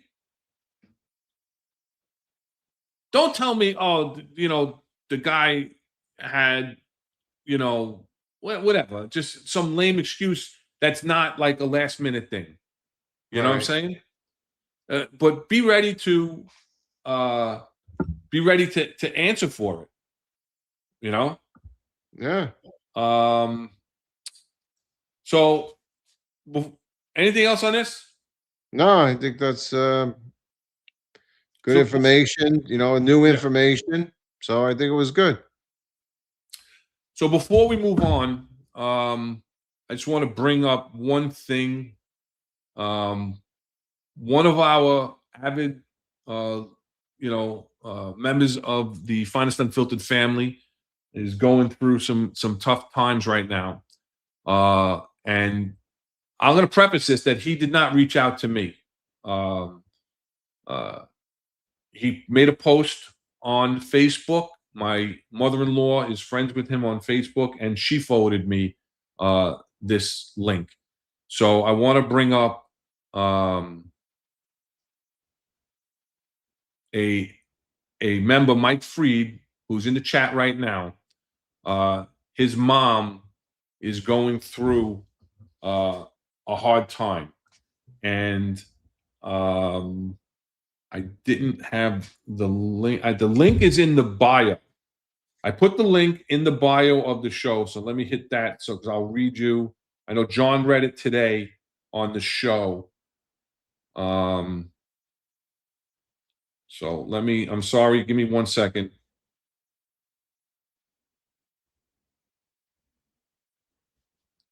So,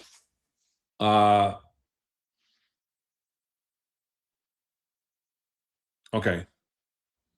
So just so you know, this is a GoFundMe, and it's not a scam. It's a verified member of our community. It's a retired member of the service's family member. Not to mention that this member of the service himself is going through some medical, issues himself. So it's going to be hard for him to even help his mom at this time. But I'm going to read what the GoFundMe narrative is real quick. And then I'm going to ask Marlon if you can, because I can't, if you could pin it for me in the chat so that people can click on the link. All right, so my mom is a loving wife, mother, and grandmother to 3 girls. She's been married to my dad for 51 years as of July 3rd, and her dedication to our family has always been unwavering. She's the heart of our home, and her kindness and strength have touched everyone around her. Recently, my mom underwent brain surgery and spent a month in the hospital. Since then, she has been in rehab for nearly 3 months. So she's away from home for 4 months already, working hard every day to regain her strength and independence. She is still not herself, though. Unfortunately, insurance, as we all know, will not cover many of the essential needs she requires for her recovery. And these costs could continue for several months. This has placed a significant financial strain on our family as we try to ensure she receives the best care possible. The funds raised will go directly towards her aftercare, including rehab costs, aids, equipment, and some medical bills. Every donation, no matter the size, will help my mom continue her journey towards healing and give her the support she needs to thrive. We are grateful for any support, prayers, or help you can offer during this difficult time. Thank you for being part of her journey for recovery. So if you could donate anything, any little bit would help. If you could repost that link on your social medias, that would be wonderful. It's very difficult for somebody to reach out and ask for a helping hand, but I think that we all have been in a situation in some time in our life that we've needed it. And this community of law enforcement is one that we talk about all the time as being a family.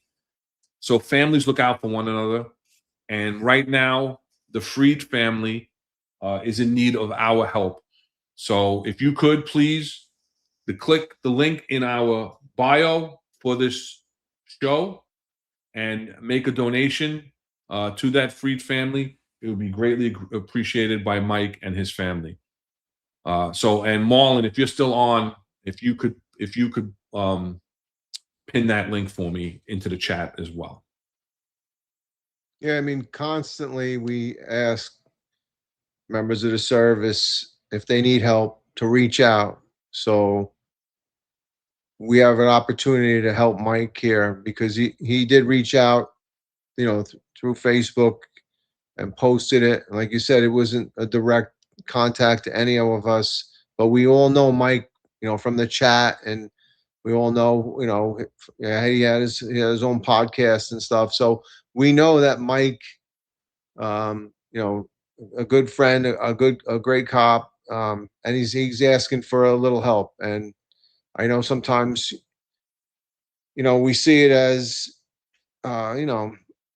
something that you should do, something that you need. If you have the opportunity and you're capable of doing it, reach out and give a little to Mike so that, he can make his mom and his family, happy. So just, if you can, don't donate a little bit and help Mike out. That's all. Yeah, and thoughtful comment to 9. I'm a little short on cash right now. Can you post a link for me? Absolutely. You're on YouTube. If you go to the show description, if you're on your phone, it's the show description. Just expand it, and where it says "See More," scroll down. You read past what the show's about today, and then there's links to all the news articles. All the news articles that we post online, I try to always put the link in the bio. There's links for the bills that we're discussing today, for the administrative code. And then the bottom bill is a link to donate to Mike Freed's GoFundMe for his mother's recovery. So listen, thoughtful commenter, understandable. Everybody goes through short times. If you could, then if you have social media, repost it out for Mike's family there, and that's appreciated. Thank you. Jagged J says they're going to donate and share. Appreciate that. Phil the Heater guy, controversial at times, but praying for Mike Freed and his mom, which is really appreciate that. QC Beast, so Mike, you're getting a lot of love. Right. So Mike is saying here, thank you, Ron and Rob. Rob and Ron, I'll be out of work myself for over 2 months at the end of September getting T-cell therapy. So, yeah, so I didn't want to get into all of the details, Mike, but yeah, so Mike is going through some health issues himself, and he's going to be laid up and unable to help out even with his mom. So even more the need for, for that financial assistance. So appreciate it, guys. Again, we are a family. As much as we bicker, like every other family, we bicker, right? So, all right, before we talk about the firebombing incident at 26 Federal Plaza, there's one more bill. I know John had spoken about it. John had done a video about it that was introduced into the 25-26 legislative session, and it's by Julia Salazar, a real pro-police person, right? So this bill is being proposed to remove the citizenship requirements for police officers and firefighters, right? And what they want to change it to is to be a citizen of the United States or legally authorized to work in the United States under federal law. What do you think?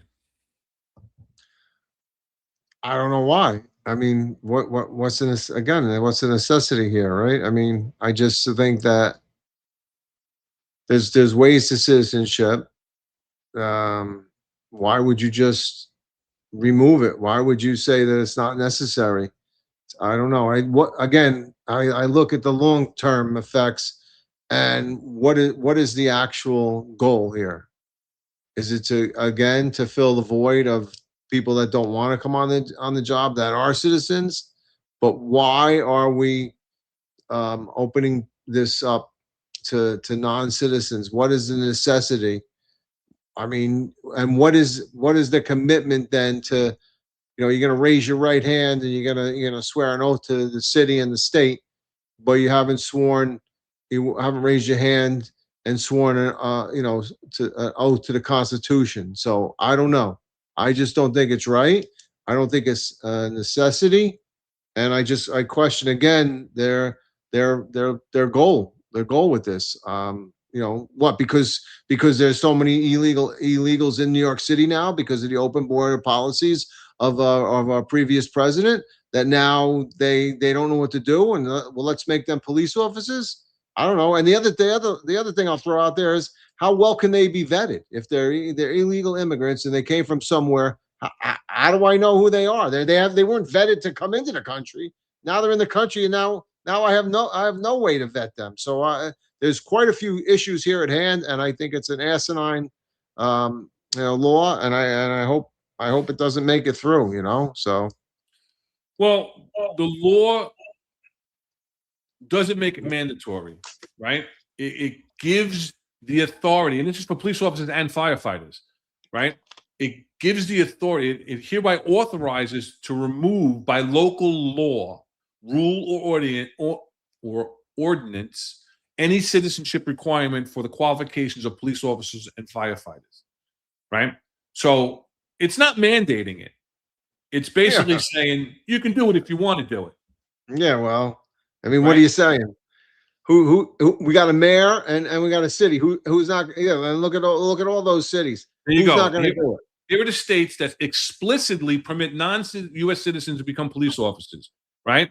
Usually, which means somebody in here isn't mandating it, requiring legal work authorization or permanent residency. I remember seeing recently some cops getting fired on social media that were found out to be in this country illegally. Mm-hmm. Again, who did the vetting? Who did the vetting? Did they use false paperwork? So then they should be arrested, right? For filing false instruments, right? But California, shocker, Colorado, Illinois, Louisiana, Maine, Vermont, Washington, and West Virginia. Now, there's a common denominator to all of these states, but these are the states that now allow police officers. But again, it doesn't preclude any municipality or any locality to implement the requirement. It just allows it to happen. So where is this bill? This bill, hold on. This bill hasn't gone anywhere, right? So for the bill to make its way to the governor at the end of that there, let's look.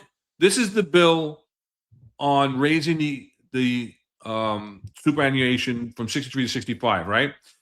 So she has it in Senate committee. It was in Senate committee last year, never made it out of committee.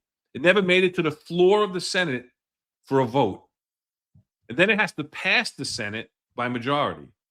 Then it has to, because there's no mirroring bill in the Assembly, it has to be then sent to the Assembly and go through the same process of going to committee, being put on the calendar on the Assembly floor, and then being passed by the Assembly before it's sent to the governor. So she's stuck in that first box. And let's hope, right, that it stays there. Because last year, February 6th of 2025, it was in committee and referred to local government. This year, in January 7th, referred to local government. So it hasn't moved out of committee. So let's hope that it stays there. I don't know that will be the case.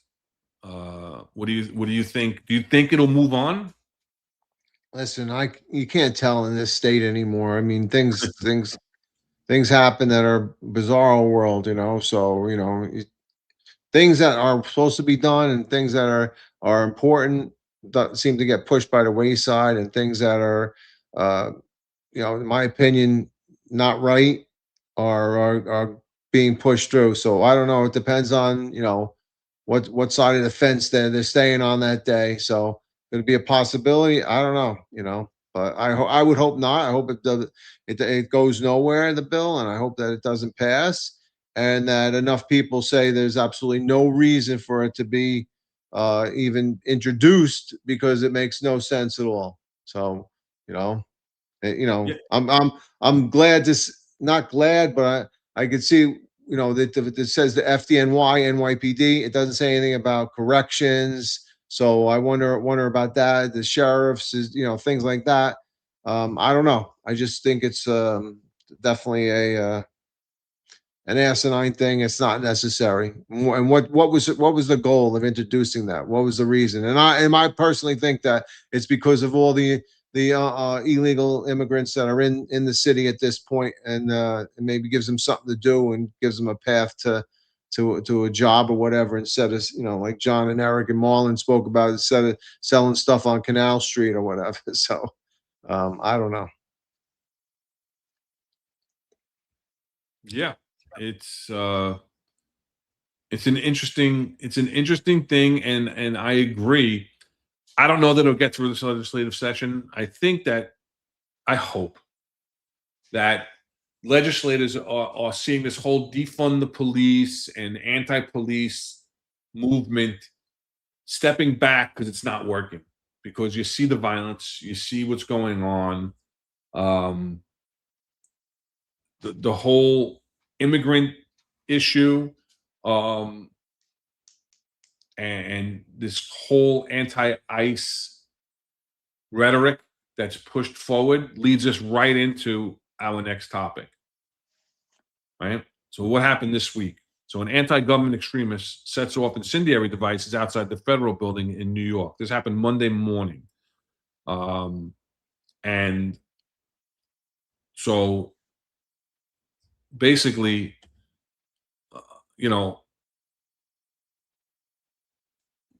a second, I'm sorry. Just wanted to bring up an article, but did I put it up? I didn't put it up. All right. But we'll take a look at an ABC News video that covers this and give us the background. I'm sure by now everybody in the chat should know and have seen this. It was the lead story on all the media. But let's take a watch at this for a second. Here with the breaking news, the alarming scene at the federal building here in New York City. Authorities tonight accusing a former U.S. soldier of setting fire outside the federal building in Lower Manhattan. Dramatic video tonight showing the suspect pouring gasoline on the steps to the building and igniting it, creating a huge wall of flames at 26 Federal Plaza. ICE, the FBI, and other federal agencies, all with officers inside. The suspect, taken down moments later, wrestled to the ground there. The FBI tonight calling it an anti-government attack. And tonight, what authorities say he was also armed with. Our chief investigative correspondent, Aaron Katursky, leading us off from the scene tonight. This is the moment a former U.S. soldier tries to set fire to the federal building in New York. Guys, oh my God! Flames and smoke crawling up the facade in Lower Manhattan this morning as immigration hearings were set to begin. The FBI calling it an anti-government attack. Watch as the suspect, identified as 43-year-old Andrew Arabaca, splashes gasoline onto an outdoor stairwell, ignites it with fireworks, and runs off. Oh my God! Mr. Arabaca came armed with bad intentions. He had 2 axes, a hammer, a machete, and 3 knives, fixed blade knives, 6 incendiary devices or fireworks, and he had some other destructive items. Arabaca, immediately grabbed by federal police, wrestled to the ground and taken into custody. The FBI says they located anti-ICE literature along with 2 pellet guns from which the suspect fired several shots.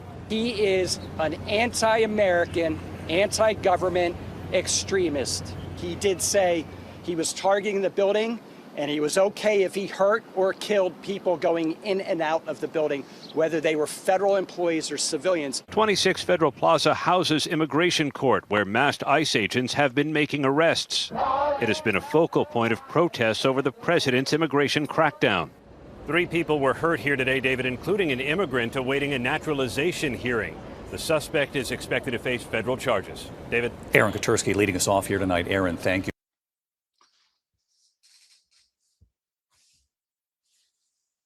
What were your thoughts?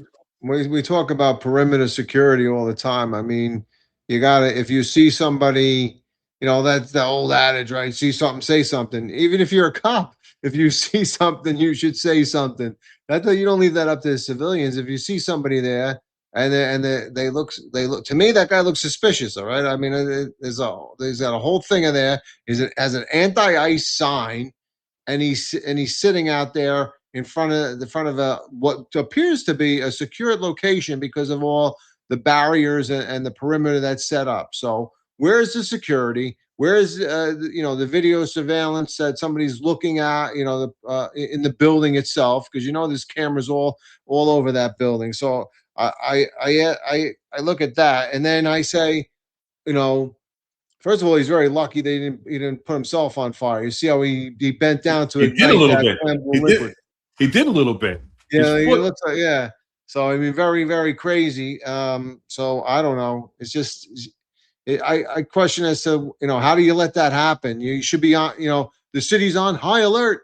This doesn't look like high alert. So I think that, you know, yeah, his left foot's on fire, but like you said, he's still carrying the bucket, which has still flammable liquids and fumes in it, right? He's lucky that didn't backflash into that bucket that he was holding. Yeah, I know, exactly. I don't know. And then he goes and, you know, he's got his fireworks in there. I mean, obviously, had he gotten a little closer, you know, that could have been a lot more devastating. The fireworks and the pellet gun. I mean, yeah, to me, it also it's definitely an act of terrorism, but it also sounds a little bit emotionally disturbed too. So I don't know. Yeah, it's disturbing, you know, because we talk about 26 Federal Plaza, and 26 Federal Plaza has been a direct target, not just since this anti-ICE, anti-Trump movement, right? Since the blind sheik had, made that one of his targets, and it came out in the investigation that 26 Federal Plaza, that they started fortifying 26 Federal Plaza, right? Who's the first guy on the scene to take this guy into custody? The hired security, the security firm that's there as part of the perimeter security.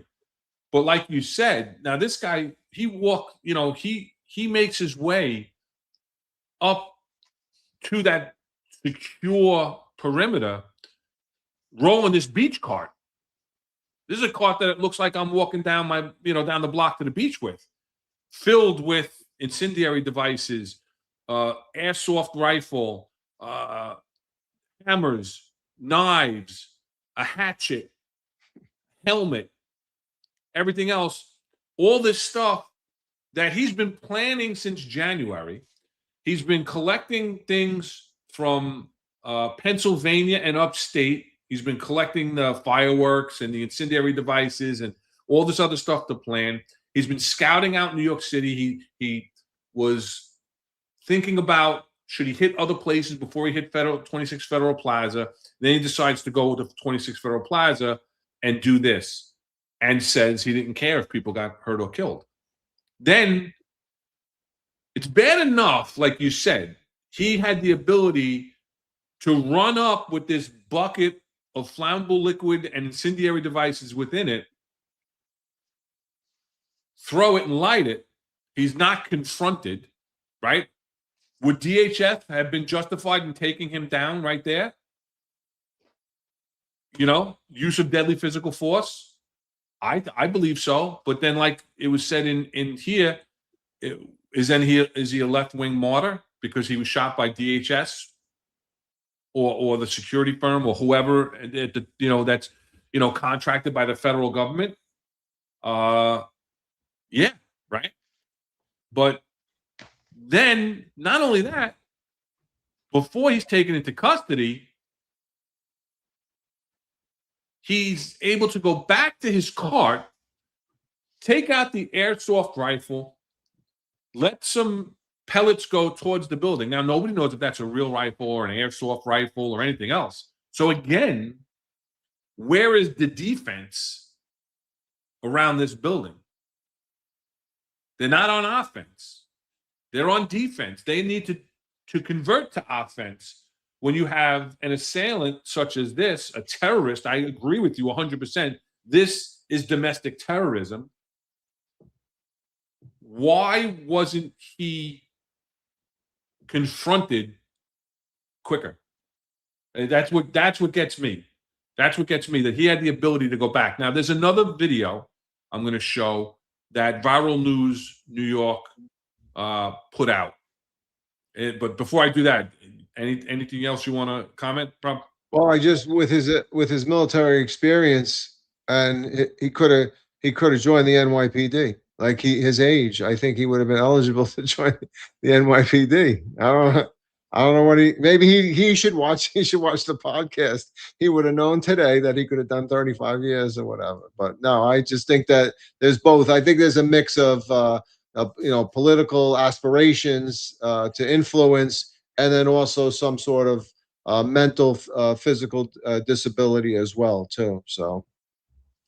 Yeah, no, and again, you mentioned his military. So before I throw the video up, we'll talk about that, right? He was in the military from 2001 to 2004, I believe, and then he was in the National Guard after that, and he was a Patriot missile mechanic. So he worked on the Patriot missiles as a mechanic.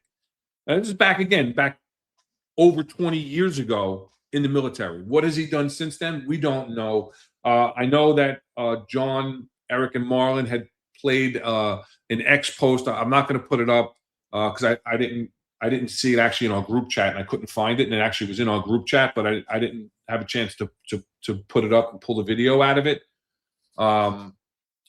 Where he was allegedly arrested in last August, protesting ICE and slashing some tires of a van, and it shows an individual that's been identified or is alleged to have been Arabakis.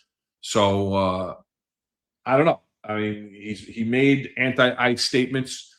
He waived his Miranda rights. He made his intentions clear that it was premeditated. Obviously, there's some mental illness that was addressed in court. The judge didn't buy it and gave counsel to his attorney that they should seek an evaluation while he's in federal custody, but he's not being released from federal custody. I believe it's a minimum of 7 years with the federal charges that he has against, up to 30 years. And I believe he deserves it. I mean, he's making a statement. He's anti-ICE. ICE off our streets is what he had in a sign in his car. So again, let's I almost wonder if it was an attempted suicide by cop, because yeah, I mean, because he didn't stop. He didn't just throw the incendiary, No. right? He went back, and now he's standing. He could have kept running and could have got a block away before somebody caught him, maybe, if he got caught, right? Because the initial calls was an active shooter. Then there was fireworks going off, and then there was the bomb. And, so multiple calls are going on throughout this whole thing. Jessica Tisch gives a different timeline, a little bit of a different timeline than the feds do. But the video that I'm going to put up now basically shows it from a different angle. It shows it from south of, I believe it's south of 26 Federal Plaza.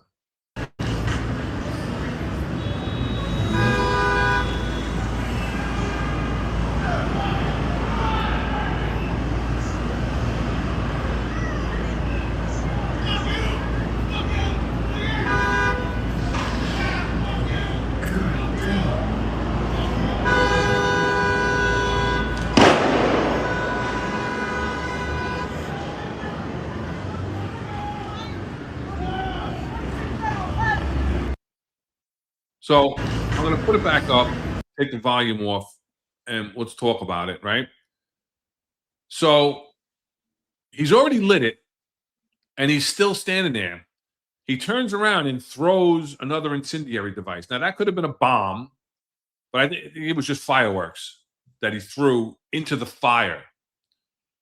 But he wasn't looking to go anywhere. So like you said, was this an attempted suicide by cop? Quite possibly. I thought the same thing. And then I questioned, I'm like, what did this canine do?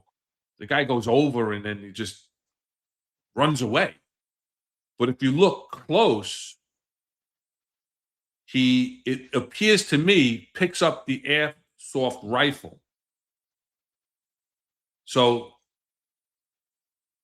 Tisch's thing that he let the rounds go before he let off the incendiary device kind of makes sense, but I did see another video that we can't show right now because the Finest Unfiltered got taken down off the air for live streaming violence of a man with a gun, even though they were replaying a video that was played on mainstream media and it was embedded in a New York Post article. I didn't want to play that video that shows him firing the airsoft rifle. But if you look, as he comes in here, he goes over, he picks up something, and he goes away. I'll play it in real time. I believe it's the airsoft.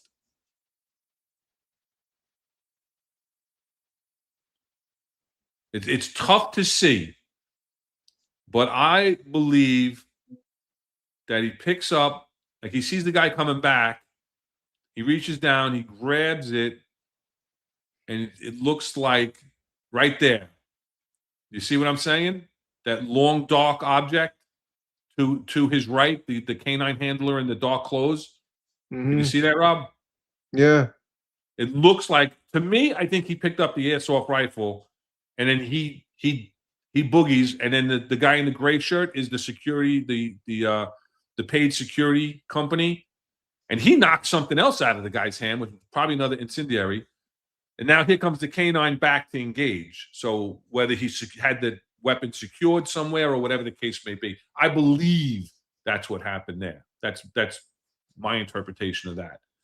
So, but that shows a different angle and how long it took for them to actually engage on him. And then they physically engaged while he's throwing incendiary devices, which they don't know are just fireworks yet. So to me, I question, was the use of force inadequate? In the long run, thank God. Again, I'm not an advocate for violence. Neither are you. We're not.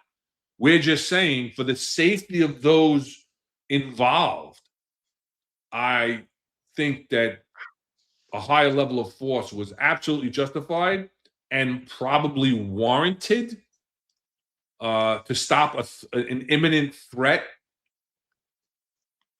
because you don't know what he's throwing, you don't know what else he has on him, and then they all went there, and then there's a metal barrier between them, and they're reaching over the barrier. The one guy, the security guy, is already took something out of his hand. I just think that we got lucky again. Yeah, I mean, based on my experience with canines, I believe that's an explosive detection dog. Yeah. It's not a patrol dog, so That's right. it I was thinking normally the same wouldn't be thing. used Yeah. for apprehension. They usually do a perimeter check usually, and make sure there's not. But I don't know where anybody was, but I mean, Mikey G brings up a good point.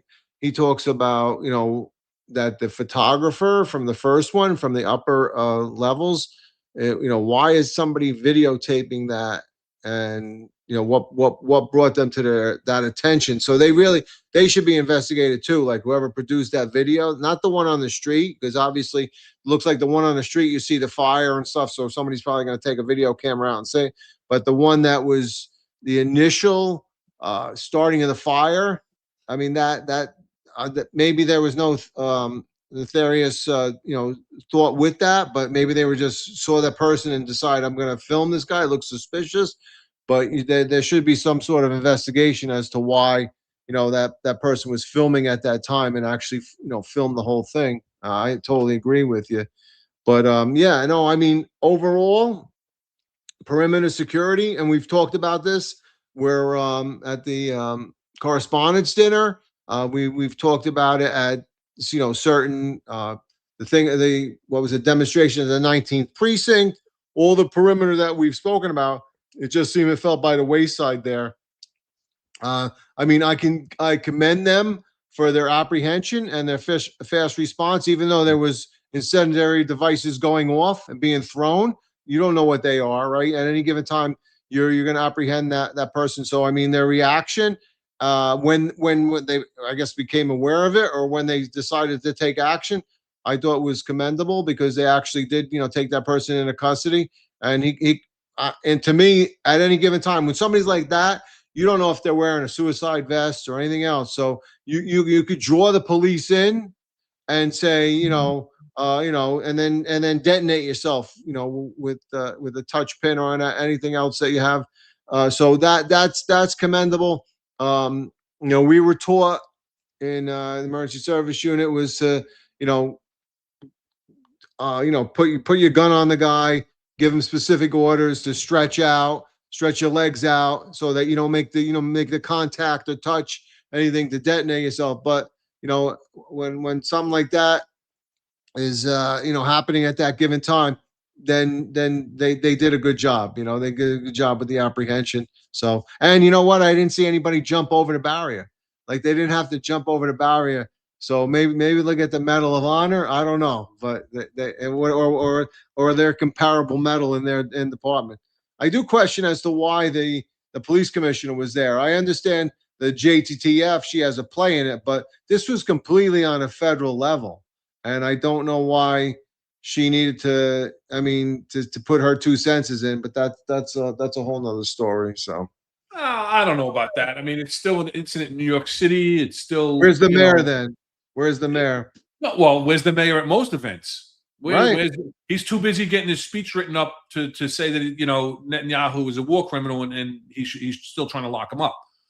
That's his concern, not New York City politics. He's more worried about being an activist for international policies.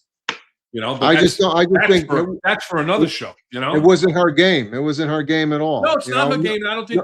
No NYPD guys were even involved in that at all. Okay, so No, I agree with you that that's not her game, and that's why I believe she wasn't the main speaker, and she didn't speak much. I originally had the presser cut out, but I thought that this video was better because it covered a little bit of everything instead of watching 3 or 4 different videos. She didn't say much because there's not really much to say to add on to it. But you know, listen, NYPD is housed in 26 Federal Plaza in the JTTF, right? When they're working with the JTTF, it's still you know, a terrorist incident in New York City. So I have no problem with her being there. I have no problem with her saying a few words because at these press conferences, everybody gets to get up to the mic. You know, the AUSA is going to get up there, even though it's not even his case. You know, he hasn't been presented with any evidence yet. The FBI, you know, who's going to be there to investigate the aftermath. You know, Homeland Security, whoever else is there is going to be there. So, you know, listen, I'll be critical when I think, you know, and there's plenty of times to be critical. I don't think that that's a big deal. I think, you know, it's still an incident in New York City. She's, like it or not, the police commissioner of New York City. So, you know. But Marlon brings up a good point too. He says, where was Rebecca Weiner? Yeah, no, agreed. I didn't see her either. You know, she's in charge of counterterrorism and intel or whatever. So I just think I'm sorry. I have to disagree with you. I don't think it was her play. I understand it happened in New York City. If it happened in New York City, then the mayor should have been there. I don't need the police commissioner who had no say in it. You know, maybe there was officers or detectives assigned to JTTF that were there that came out of the building, but this was not an NYPD apprehension. It was not an NYPD incident. So I mean, you want to stand there and be eye candy for everybody? All right, I get it, but you know, you know, whatever. You know, I don't think she was necessity to be there. You know, unless she's showing the top. You know, what's that? Here's Phil agreeing with, you know, where's the mayor? It's the most relevant question in New York City since he was sworn in. Like I said, at most incidents, he's either not there or late to the party. You know? Yeah, this was one he shouldn't have been late to. So it took him what, 2 days to get in front of a camera for a bombing incident outside of Gracie Mansion, right? Yeah.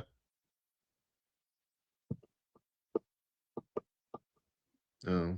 So Terry is saying she was there in the background. I didn't see her either. I didn't see her, but you know,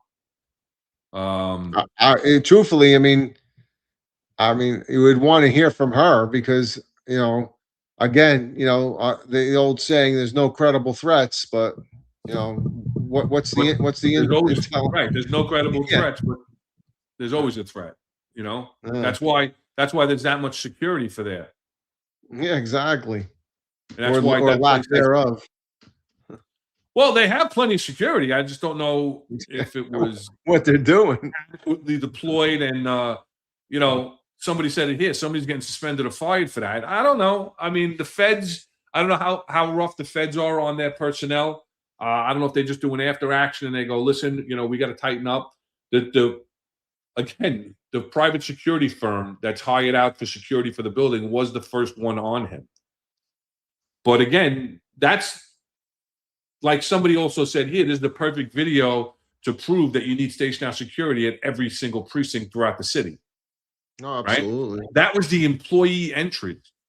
That wasn't the general public entrance. That was the employee entrance to 26 Federal Plaza.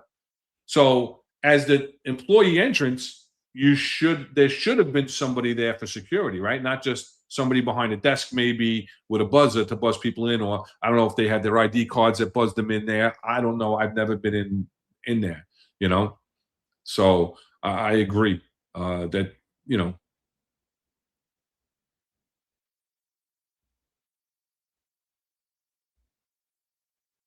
Yeah, it's definitely a rude awakening or a reminder to, you know, stay on your toes. So. Oh, we're 2 hours and 20 minutes in. I have over 700 people watching. Again, a lot of people on X. Jump over, please, into YouTube, the interactive chat, as you know. like, share, and subscribe. Follow us on X at Exec Perspective. And then anything else you want to, before we get to Asking Executive, anything else you want to touch on? Anything else we put down? No, that was it. I mentioned it when we talk about Mandami. He just keeps doubling down on this whole thing that he wants to lock up Netanyahu for, being a war criminal. And even though the feds come out and say you can't do it. We don't honor that. I think he should be more concerned with the local, enforcing the local laws instead of the international law. Good luck with that. I'll tell you what. You know what? Who's going to be the AO? Because arresting officer? Because you know what? You can refuse that. That's not a lawful order. All right. So if somebody tells you to go ahead and lock them up, get the fuck out of here. You're out of your mind. That ain't going to happen. So I think it's him just, spewing rhetoric, because I think, if I'm not mistaken, wasn't that like a campaign promise, or somewhere down the road he mentioned that in the campaign that he would, he would lock up Netanyahu, so now we know he can't. And if he tries, yeah, good luck with that. So yeah, I don't know. Let me bring up one more thing. Sorry, just looking at my other screen. Give me 1 second. I'm sorry.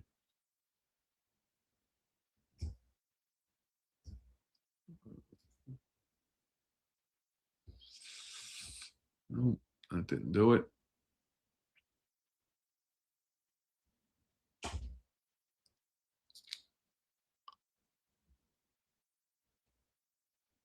All right, never mind. All right. So before we wind up, we'll hit that our last segment.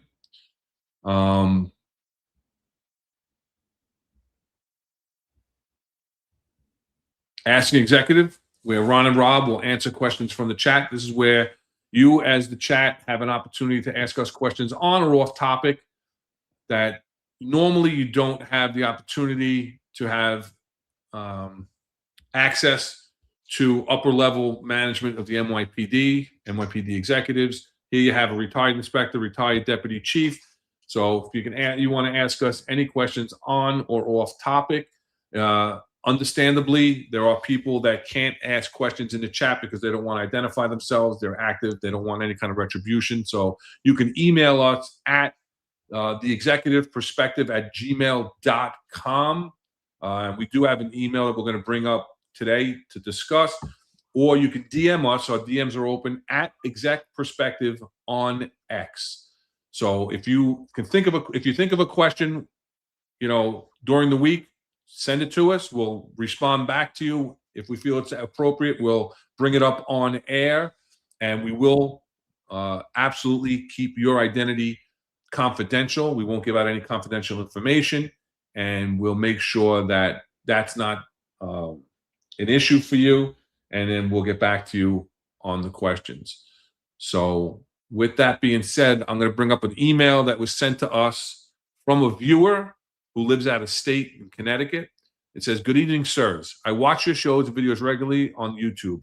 Was hoping by emailing you I could get your opinions or advice.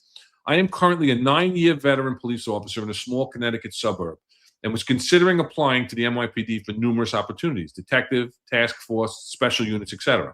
His department is small. I blocked it out because I didn't want to have an identifying number in there. Is small, and thus the opportunities are just not or rarely available. I do great investigative work per my supervisors and the district attorney, and part of my thinking was that I am shooting myself in the foot by not going to a larger department. Any opinion would be much appreciated, sirs." What do you think? It's a very good question. It's a difficult question, because there are both positives and negatives. I know for a fact, because I have relatives in a small department. It's hard to move around. It takes a much longer time So, but in a bigger department, you could get lost and not recognized, and it takes a little while. I'm sure you'll bring up Joe Fox's quote, but it definitely becomes a little harder. So it's in a bigger department, in my opinion, it's easier to get promoted, right? You take a promotional exam, it's easy to get promoted. It's somewhat a little harder to get, to detectives and things like that is a harder route. So personally though, if I mean that's my professional answer. Personally, I would say stay the hell away from the NYPD. Look for another department somewhere that may be a little bigger or whatever. I hear horror stories in Florida too, where they're in bigger departments and they don't have a union or anything else, and they just get terminated. So I would say, personally, I would say if you're comfortable and the bosses are giving you positive reinforcement and they're telling you to do a good job, I would stay there. And the bottom line is it's how you feel. It's going to be up to you where your level of sanctuary is, where you feel comfortable doing it. So if you want to take on a big challenge of a larger department, that's good. You're going to have to work hard and get recognized. Or you can stay in a small department and get recognized there. It's where you'll find your comfort. That's all. That's my opinion, and that's my my thought to you. Yeah, I don't disagree. I think you have to look at several things. First of all, you live in a suburb of Connecticut. You would have to relocate to New York City or the surrounding counties. So you have to look at the financial aspect of that move.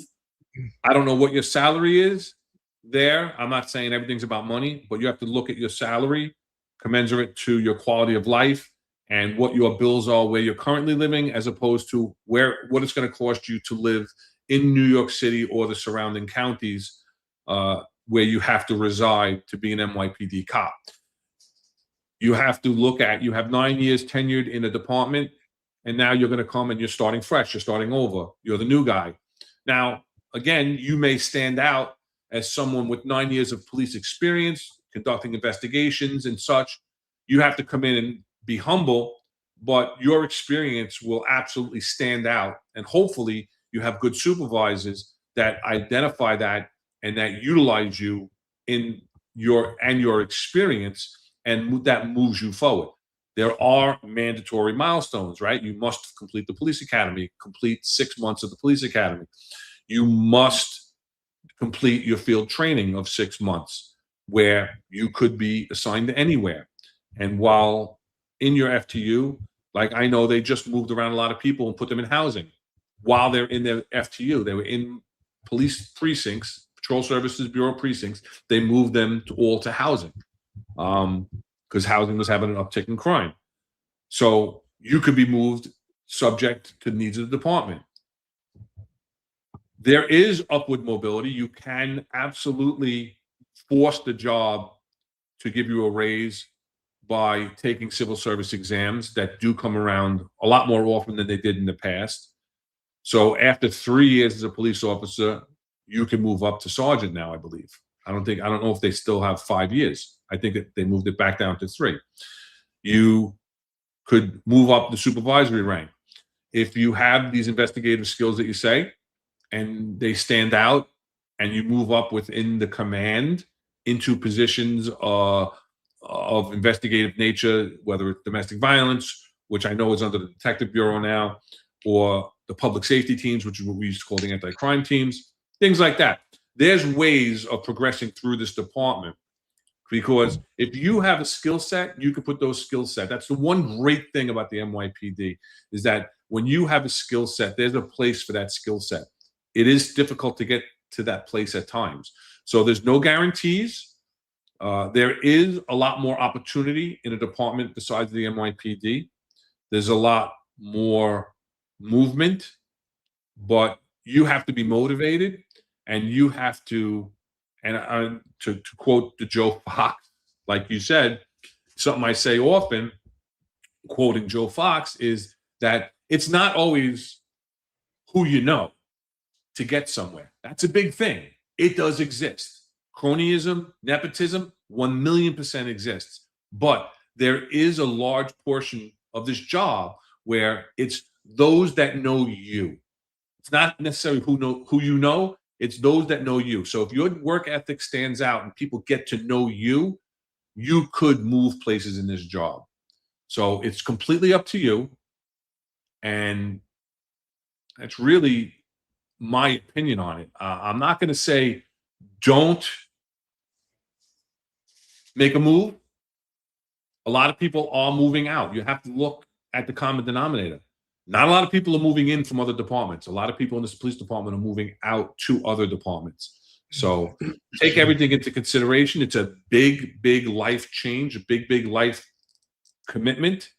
Do you have the ability to go back to your department within a certain time frame if things don't work out and you really hate it? Another thing to think about. We got a couple of other questions here. Passengers United. Subway crime is out of control. Is there anything that the NYPD could do better overnight? Now, I think when he says overnight, correct me if I'm wrong, he's talking about the overnights, like midnights. I don't think he means like snap of the fingers. He could. I don't know. What do you think? Yeah, I mean, obviously there can be, but with diminished police department, with people retiring, there's things that we've done in the past, and we've quelled. Commissioner Bratton quelled it, and it's been done. It's been done before. There's ways to stop, the crime in the subways. The enforcement, right? How many times do you say? How many times did somebody jump over a turnstile and they get stopped and they had a gun on them? Because you know what? If you're gonna go rob somebody, you're probably not paying to get onto the system. So yeah, there's a lot of ways to do it. But if we talk about personnel and deployment, so could there be a quick fix? Yeah, I mean, I guess you could. You could flood the system, but then where do you take those people from? And do you now?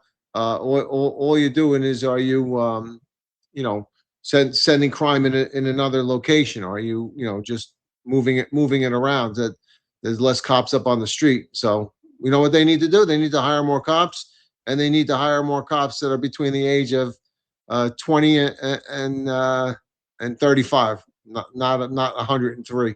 So. Yeah, I mean, listen, I was a lieutenant in transit, so. I think, to be honest with you, and I don't know where you sit on this, Passengers United. I absolutely think that you have to go back to strict enforcement of theft of service. I am a fan of the broken windows theory. I believe that allowing people to just lawlessly enter the system breeds more lawlessness within the system. I do think that there need to be services that need to be had and need to be deployed out into the system for the homeless that are there.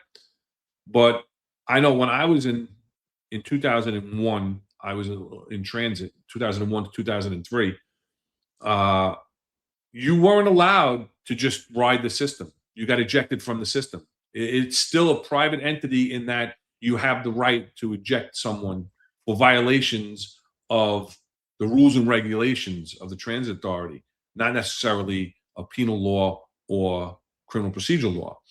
So I think that really getting back to the grassroots and the bare bones of enforcement would make a big, huge difference, because once you allow the lawless entry, again, you're allowing lawlessness to fester.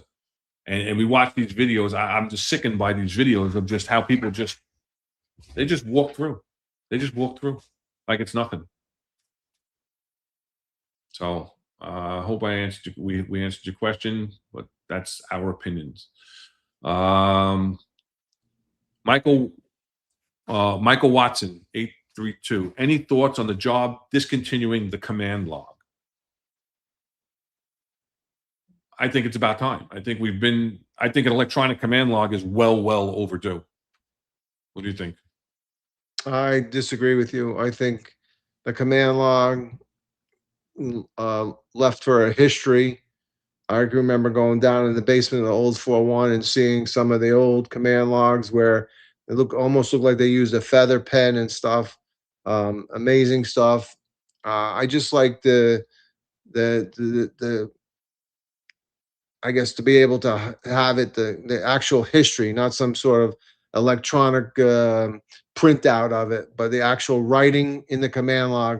I thought that was and it adds to history, in my opinion. All right, and I think that's a history that should have remained, because people should be able to still go back in history and look at it. You know, you're not gonna, I mean, maybe you'll do an AI search later on in life and find it, but I still think it's something good. Each individual handwriting is different. Okay, your handwriting compared to mine is different.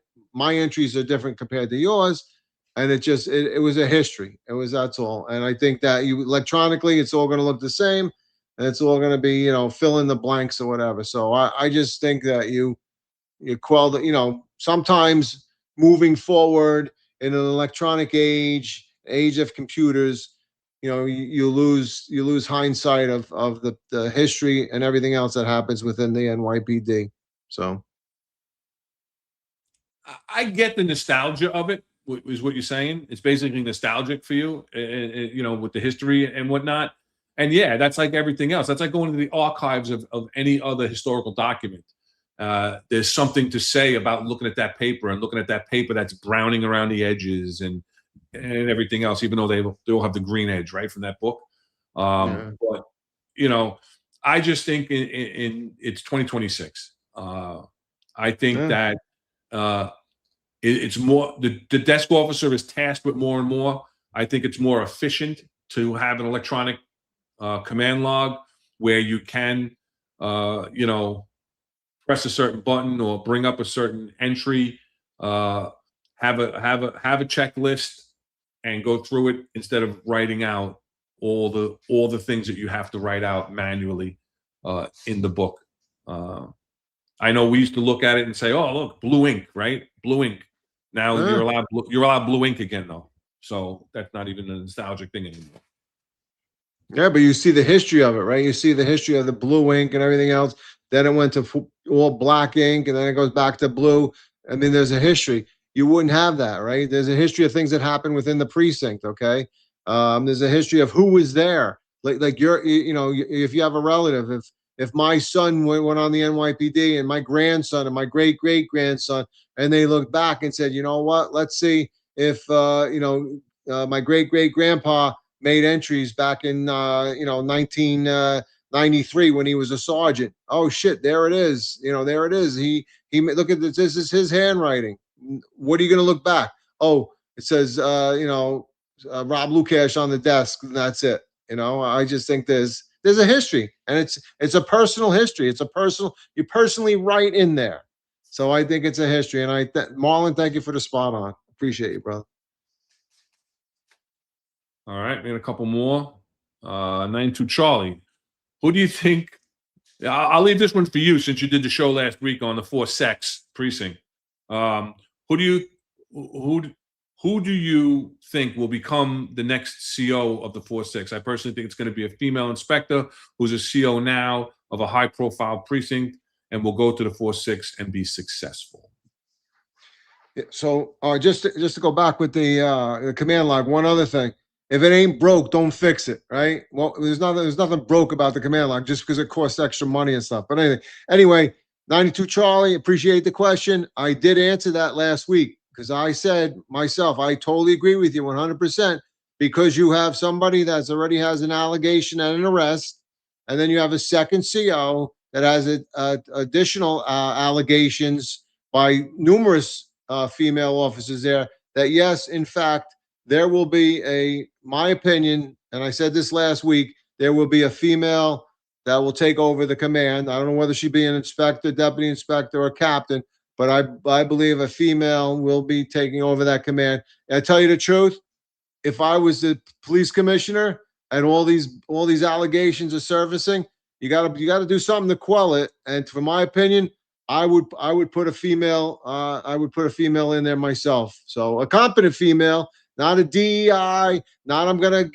put you in there, promote. I need somebody that's in there that's strong and knows to pick between the bullshit and what's real and fix the fucking problem. So I agree with you, 92 Charlie. Yeah, I don't disagree either. I do think it will be a female, and hopefully it is a competent female, no matter what the rank is. Put her in there as a deputy inspector and give her her bump to inspector while she's there, while she's doing a good job. Could it be somebody that's an inspector that they have on the horizon to be a chief? It's possible as well. Go there, do a good job, and next thing you know, she's the XO of what is that, Bronx South or Bronx North? I'm not even sure what the 46 is. It's the Bronx, baby. It's the Bronx, baby. So yeah, so I don't disagree. And then QC Beast, I think we answered this already. Should there be mandatory fitness tests for all MOS? I think we both agree that there absolutely should be. 100%. All right. So that does it for Ask the Executive this week. We appreciate the input. And again, if you feel the need to reach out to us off air, you could send a question to theexecutiveperspective@gmail.com, or you can DM us at execperspective on X. Our DMs are open. Hold on. Any last minute in here? No? Okay. All right. And so send those to us and we will respond. We do check the emails and we are both on the X account and the email account. So we both see it and we will get back to you either directly in the email, or we may save it. Like this one was just a couple of days ago and we saved it for the show. I responded back to the gentleman today that we're going to talk about it on today's show. And if you need any further clarification, then you can reach back out to us. But we really appreciate everything. We appreciate everybody's comments as always. You got a super chat. You want to grab that? Or? Yep, I got that. Right. We got 750 people watching right now. Again, a lot of people on X, so we encourage you to join us on YouTube, and that's appreciated as always. And then I don't know if I put this up during the show, but it's from the Finest 25, who's a longtime follower, diecast, right? Yep. Hi, Chief Inspector. I'm back from a 9/11 health scare. As the saying goes, the job is on the level. I miss you guys. So yeah, prayers to you. Everything welcome back, man. Yep. Welcome back. And that hopefully it was just a scare and it's nothing that's affecting you. If it is, our prayers to you for health and wellness. But we appreciate the super chat. We appreciate all of you for following us and for being a part of our journey here on the Executive Perspective. So Rob, close us out before we talk about the upcoming show. Yep. Thanks, everybody. Thanks for the interaction in the chat. I see that Detective Nolan has some sort of clone, so I hope that we're able to surface through that. But thank you, everybody. I see 8311 back, so it's good to see you. 92 Charlie, thank you.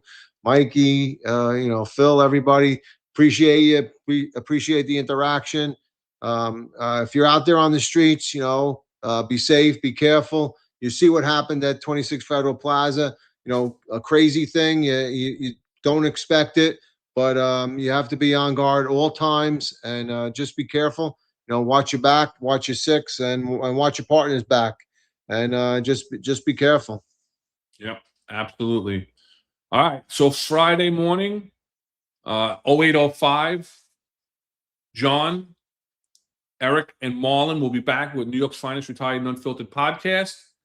They'll be talking about local politics and what's going on with the NYPD. Unless Marlon, unless you have a specific topic that you know you're going to be talking about yet. Usually these guys that really stay, laser focused with the current news cycle.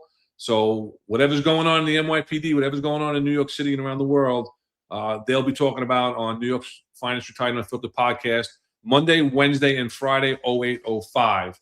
And then before we go, just remember to see that link in the chat. It's in the bio description. Drop down where it says see more. Go down to the bottom and please donate to Mike Freed's family, or at least if you can, share out that link. And then we'll be back next Wednesday, 5:05 p.m. For the next Executive Perspective. Until then, everybody, stay safe.